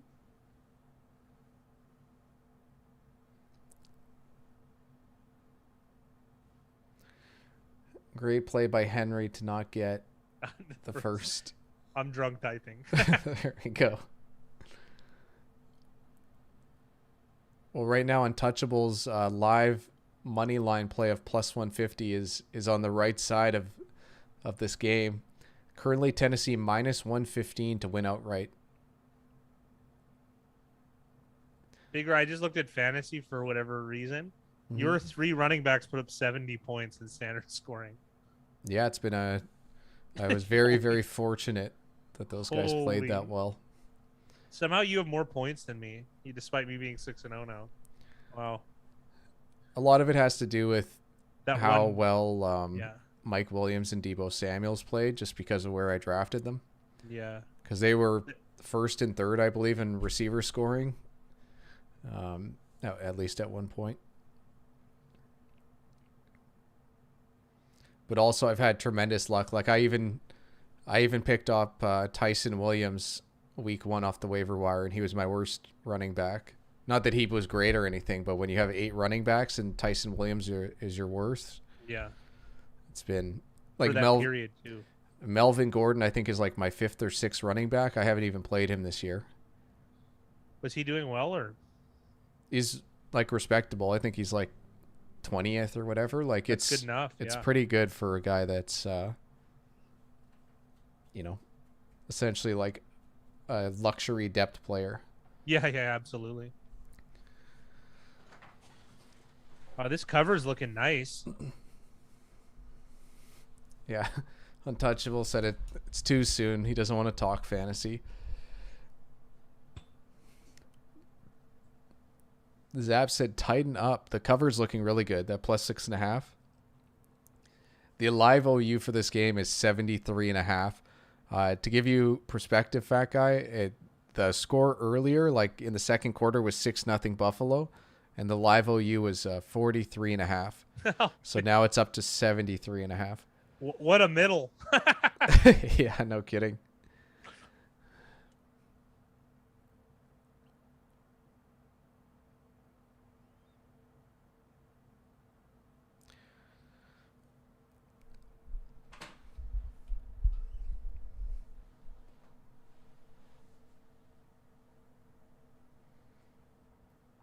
Untouchable Colin is he's drunk typing more now, saying he's kicking Josh Allen's butt this week. So heads up, JQA. 2-1 Yodi's plus 160 home dog currently up. Nice to see that. I would really love for the Titans to pull this one off. That would be so nice. Would it ever?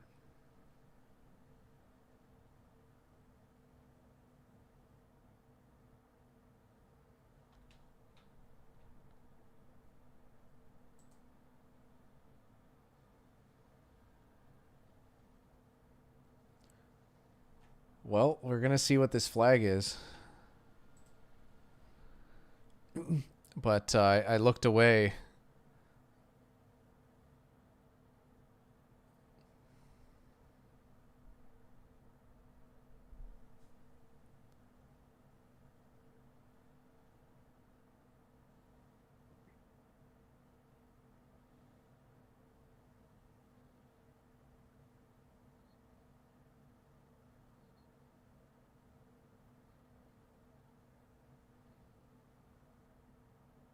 Wow, man. Like, wow.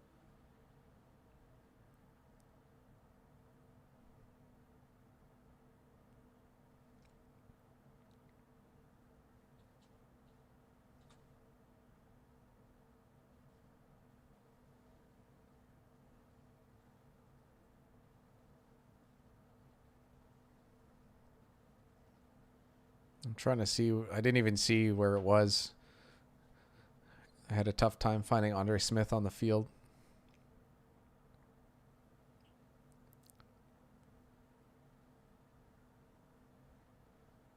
Wow. They're really trying to take advantage of borders. Wow. Ryan Williams says, I like how we're featuring Big Rye more than Fat Guy this stream. Holy. Those are fighting words right there. Oh, really? Those are I like that guy. I'm happy with it. There's code names. He's calling you out. You guys cheated for money. You jerks. You cheated. You big cheaters. Cheesy. I didn't go home with anything. You cheated though. He didn't know. That's it. He gets away with it because he didn't know he was cheating. You cheated me out of $150, sir. What I can I was say? up. I'll give you that. But that did happen. And you wore a clown suit to upset me. Yeah, I'd do it again. I almost attacked you off the get-go. That wouldn't have gone well. Yeah, not if your back didn't seize up. Yeah, that's true. I'll tell you what, though. If someone tries to do the creepy clown thing in my neighborhood, I'm coming outside. Then they're not going to like it. Well, that's pretty much what I told you. Like, I know you don't like clowns, but if there was ever a clown that showed up, I don't think you'd have a problem.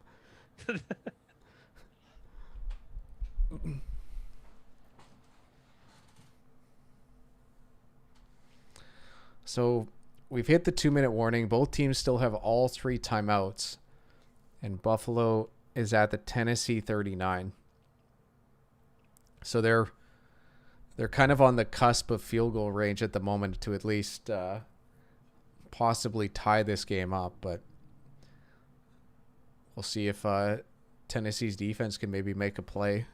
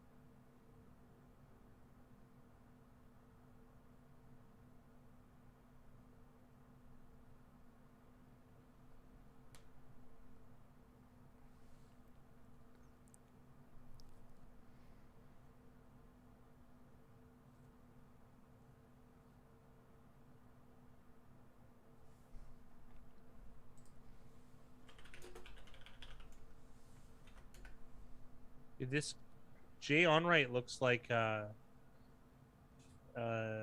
main character from Eraserhead. Fix the haircut, bro.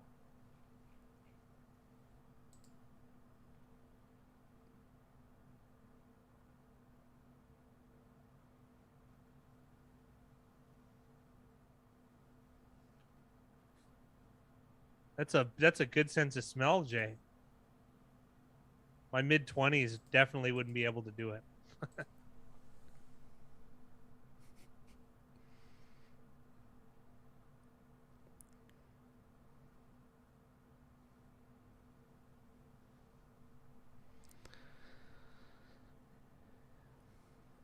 Now on the flip side, it's like how much time can the Bills take off the clock? Because they don't want to leave too much time on the clock, even if it is just a field goal.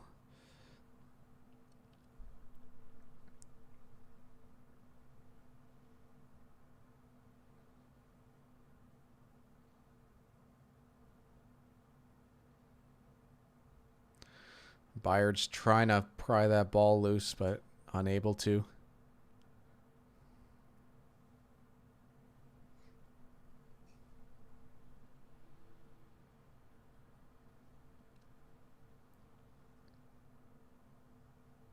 How is that guy so open? Oh, David Long tried to punch, like uppercut that ball out too.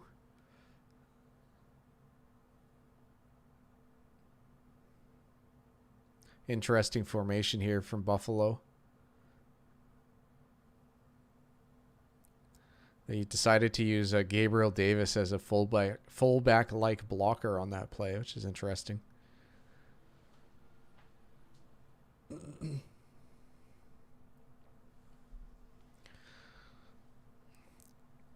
Interesting that the Bills decided to use a timeout. Why would they do that?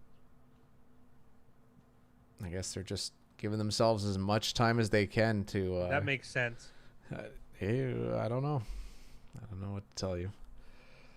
What, am I wrong? Do you think that was a good decision? I don't, but I guess when do you actually start calling them? Like, do you wait till the 30-second mark and then start calling them, or? No, well, you wait. You can finish this series. You'll have a pretty good idea.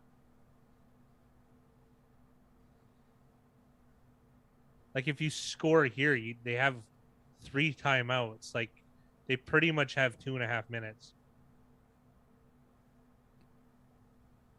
And now there's I no like goal. how Borders is celebrating that. Like, get out of here, man. Yeah. Oh Yeah. my god. You still have 2 more downs to make this same play. He actually, like, the coverage was excellent, so Yeah, and celebrate all you want. he had a chance at that too if it was thrown on the money. And Janoris Jenkins took away what I would presume is his first career interception. This is going to sound so bizarre, but if I'm a Bills coach, like, I almost want to run this ball.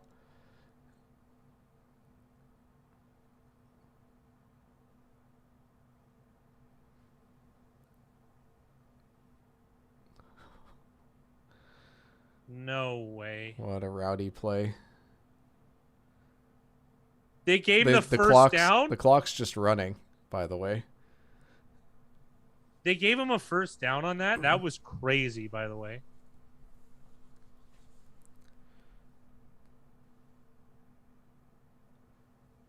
That's short.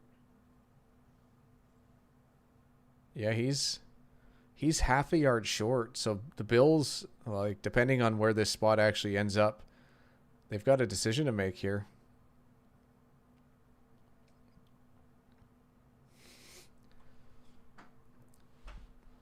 Fat guy, I know the answer, but for the folks at home, what are you doing here as if you're the Bills coach? I'm trying to win the game, so I'm going to run it on 4th down. I don't care about, like, this is the NFL. Like, no risk it, no biscuit. I hate that saying, but this is it. I like how they're putting up that red line, and they're lining up to go for it at least. They might just even okay. I actually really like this timeout from the Titans, and it might be super unnecessary, but to me it felt like the Bills were going to line up and pretty much just let the clock run. I want to know, though, why did they let the clock run for if the runner was out of bounds, which I don't think he was, why'd they let their clock run to 22 seconds? That was at least 8 seconds more on the clock, which could be to the detriment of the Titans. I think they got to let that play run. I just think the refs need to be more decisive on whatever they're going to call there. Yeah, but if he said it was out of bounds, why is 8 seconds run off?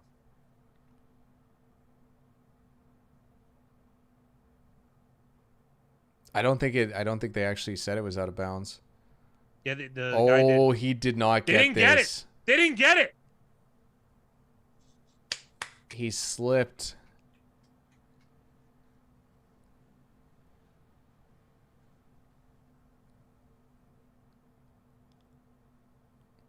Yeah!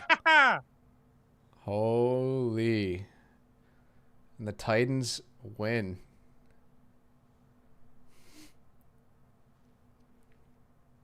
In theory, you could take a safety here, too. Really mess up an alt line.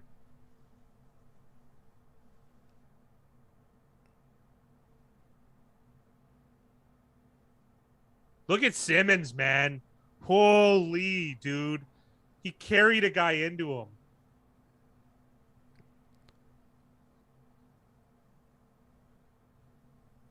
This has actually made me feel a little bit better about Buffalo that they're willing to do this. Yeah, it's watch him though. Is he the guy who's going to be results based though? And this is going to haunt him, you know what I mean? Like I want to see how they do it after. I'm impressed that Buffalo went for it. Sometimes you don't get it. It's just part of this. It's part of it.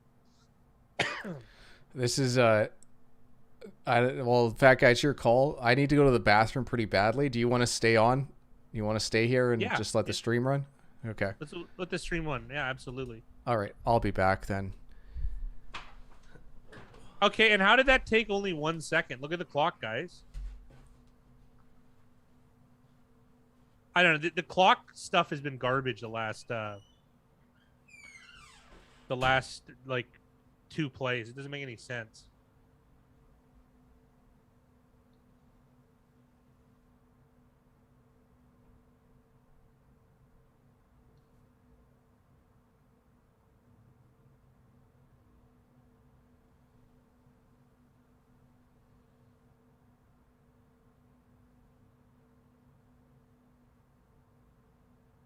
What does McDermott want from the officials?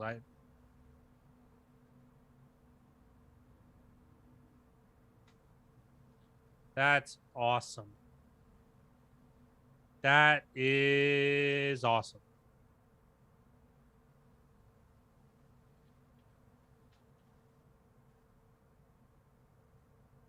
That's awesome.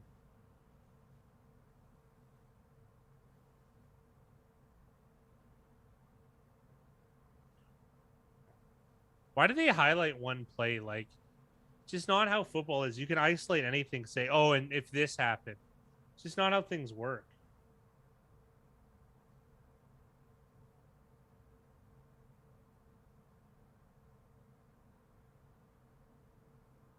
What a game. I came back for a good game. Wow.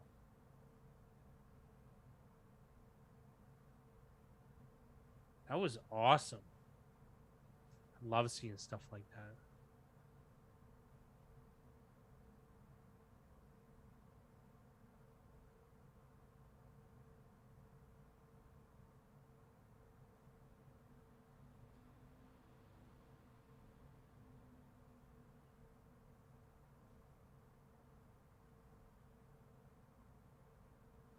That was awesome.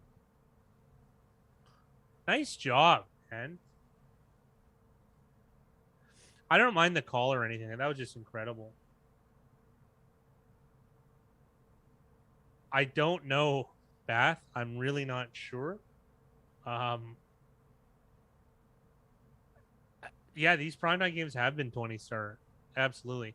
143 yards and 3 touchdowns. Man, this guy's got like 50 more points than anyone in fantasy who's not a quarterback. Yeah, Zaps. That's what I'm learning too about a lot of like ultra square money is actually calculated into the formula of money on is parlay bets, right? Like those little like 1/7 that still is added into the formula, and those squares, man, they're going against whatever they pick is really that's really the way.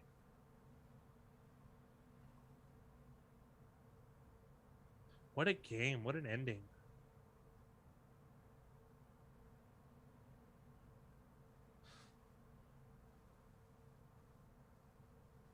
On a defensive play too. I don't like that. The timekeeping was really, really, really bad though at the end there.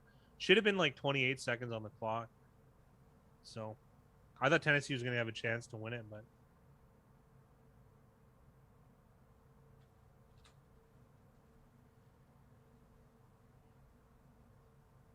the easiest of field goals. Now the other announcer is going to make light that something doesn't work out. I hate people that are results based. It's such garbage. Wayne Gretzky, you miss 100% of the shots you don't take. You just have to gamble in this sport. There's no, you have to be aggressive. It's magnified because like, in soccer, there's no real like choose to do X, Y, or Z. See a Bath, or like in baseball, like choose a single over a home run. You don't really do that. You just try and hit the ball. Not that I know anything about baseball, but I would imagine making contact is really what you're trying to do. Maybe in hockey, pulling a goalie early or something. I've even heard of something if you're on a 5-on-3 that it's probably better to pull a goalie, oddly enough, and play 6-on-3. But who knows? Like, you want to talk risky, that would be risky. This is it's so nice to see a game like this. I'm a Tennessee guy, like, for the last few years since they've been power run. Their defense is always never quite cut cut the mustard, but I decided to like backpedal on my pun, or I don't know why, or my acorn rather. Here we go. Their best player probably made the play of the game to save the win. Jeffrey Simmons, unreal. Oh, no wonder Big Rye he asked if he wanted to cut it. So he's probably taking like a bad boy in there. I mean, why else, right? Real time consumer. He probably has to wash his hair. Who knows?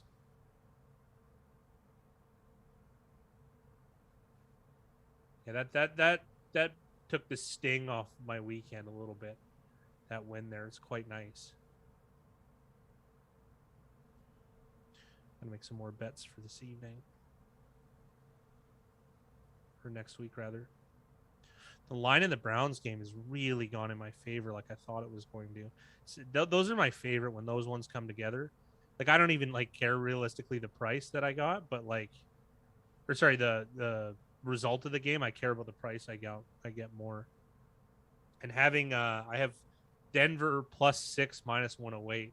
The line's currently +3.5 -117, or +3 at even at Pinnacle. Pick your poison between the two. I mean, there's just a lot of value there, I think, on the Broncos. Oh, it feels so good to attack that line and get it.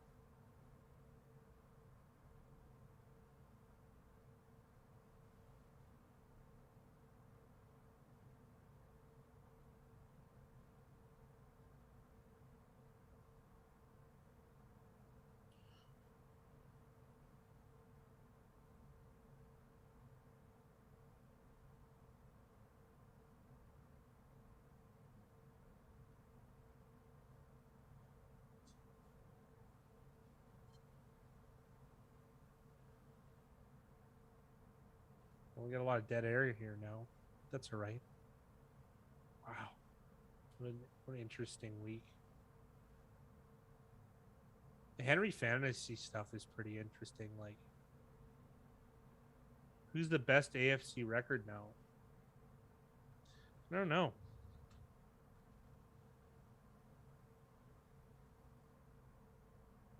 Yeah, Titans money line. That would be quite the feeling. Still might be the Bills at 4-2. Oh, Ravens. Ravens are 5-1. So they lost opening week to Las Vegas, and they haven't lost since. They had so many close ones. Cleveland is somehow in the bottom of the pack. That team, who I feel is the best team in the division. So bizarre. Kansas City also in last place. Tennessee 4-2. Chargers 4-2 as well. There you go, Baltimore. Tough. Look at the point differential. Baltimore is 47. Bills, it's 105, biggest in the league. Followed by Arizona, who's 85th at 85 at 6-0. Yeah, it's so weird, like seeing the Chiefs and the Browns. I mean, Browns, we should get used to it, but this is a good. I really think this Browns team is one of the best in the league. I really believe that. I mean, there's who's another team that's not doing that well that should be talked about. It's really the Chiefs and the Browns here. I guess Indy's probably the next best team that hasn't quite got the success.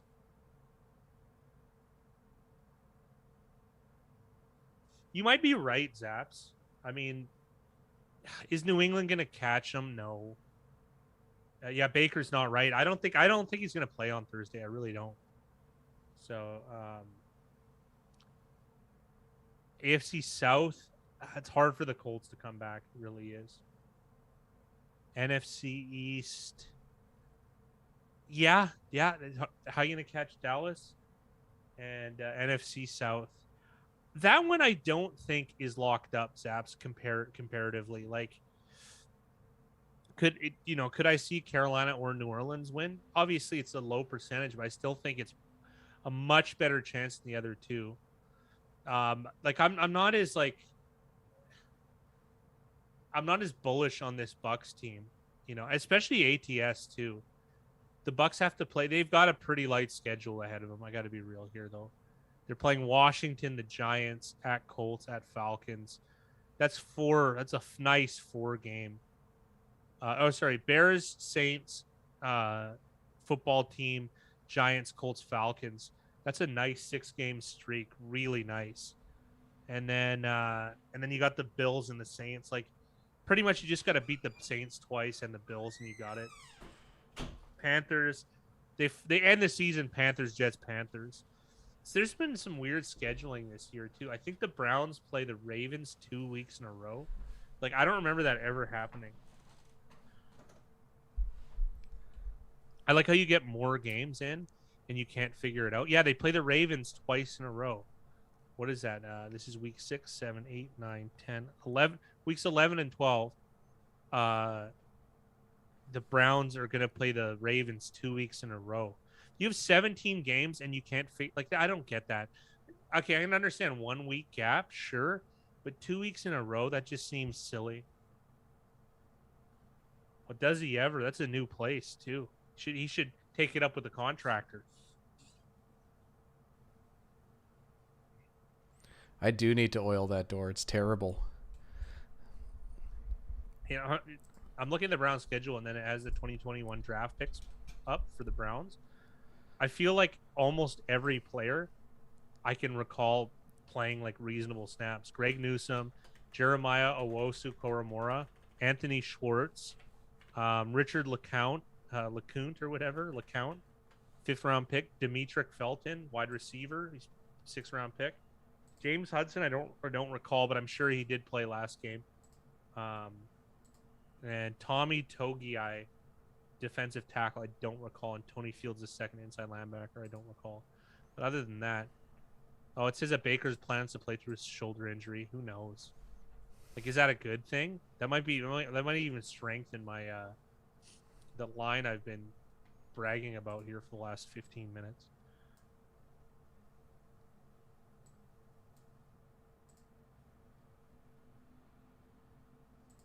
This Browns team, I think, is underrated.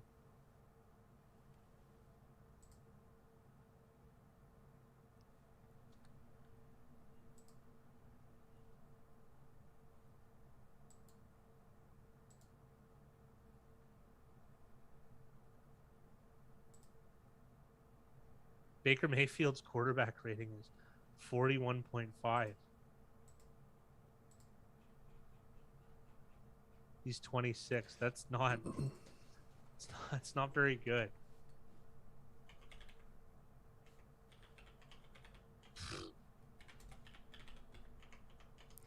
That was the according to Action Network, that was the most bet game I've ever tracked. 108,883. This year's an anomaly though, because they've obviously picked up more information, more from books. different books. Yeah. Yeah. But it's still, at least for this season, that was the most highly bet game, and lots of bettors obviously on the Bills. So I think Zaps highlighted it. The books did pretty well tonight, and I'm sure Fat Guy can relate. Yeah, absolutely. Well, you know, on my minuscule side of the counter, it made a difference for this weekend. That game for sure did.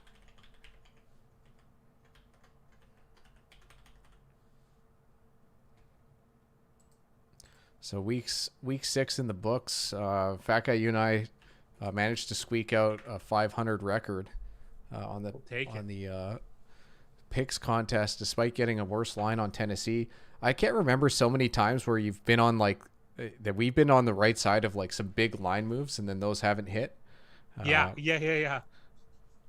I guess other than the Pittsburgh game against Seattle, that one still hit. So I gotta say though, our goal this year was to be on the right side, is to achieve closing line value with our picks, and I think we've done it so far. You know, obviously, I could be setting a really negative precedent going forward, but I mean, I think we've done it like so far, and I'm pleased with those types of results, and yeah, I'm just happy about it. It's just I don't know how else to put it. So it's been good. It's been good. And I think this week has another chance of doing it again. So like Jay said, he could hear me coming from a mile away, which is perfect. Nice callback. Zap said saying the Coyotes are going to Sabres level bad this season is an understatement. Yeah, that roster just looks terrible. And Mickey said should have factored in the number of bets into the contrarian value. Didn't even look at that. I just remember it sticking out to me as like I couldn't believe how many bets were placed on this game. Like Seattle, Pittsburgh, the day before had 88,000. Same with Dallas, New England. This one though, 108,000. Holy, yeah, just a lot. Time. Broncos are moving to 3-point underdogs. Pretty likely here. It's minus 117 right now at 3.5.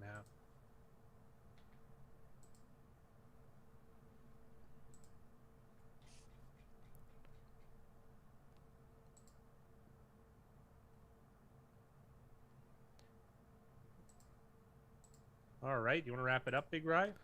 Yeah, for sure. That's it for us, guys. Yeah, that is Super Bowl type numbers. That's why, like, because Action Network has just got, like, for instance, here I've got NHL games in front of me, and I believe in the first, so Saturday opening day, you figure there'd be lots of bets, and it's anywhere from like 2 to 6,000 is what they counted, and then today it's 10, 11, 12,000 bets. So I don't know what happened between Saturday and now, but I'm just skeptical on some of the information we end up getting from Action Network. I guess that's the best way to put it. Touchable said 5-9. Mickey said great job. That's it for us, guys. We're gonna stop the stream now. We still got a bit of work to do, so we'll get that done. And you guys all have a good night, and then we'll see you again like Wednesday or Thursday, depending on when our next content is. All right, guys, you guys have a good night, and we will catch you guys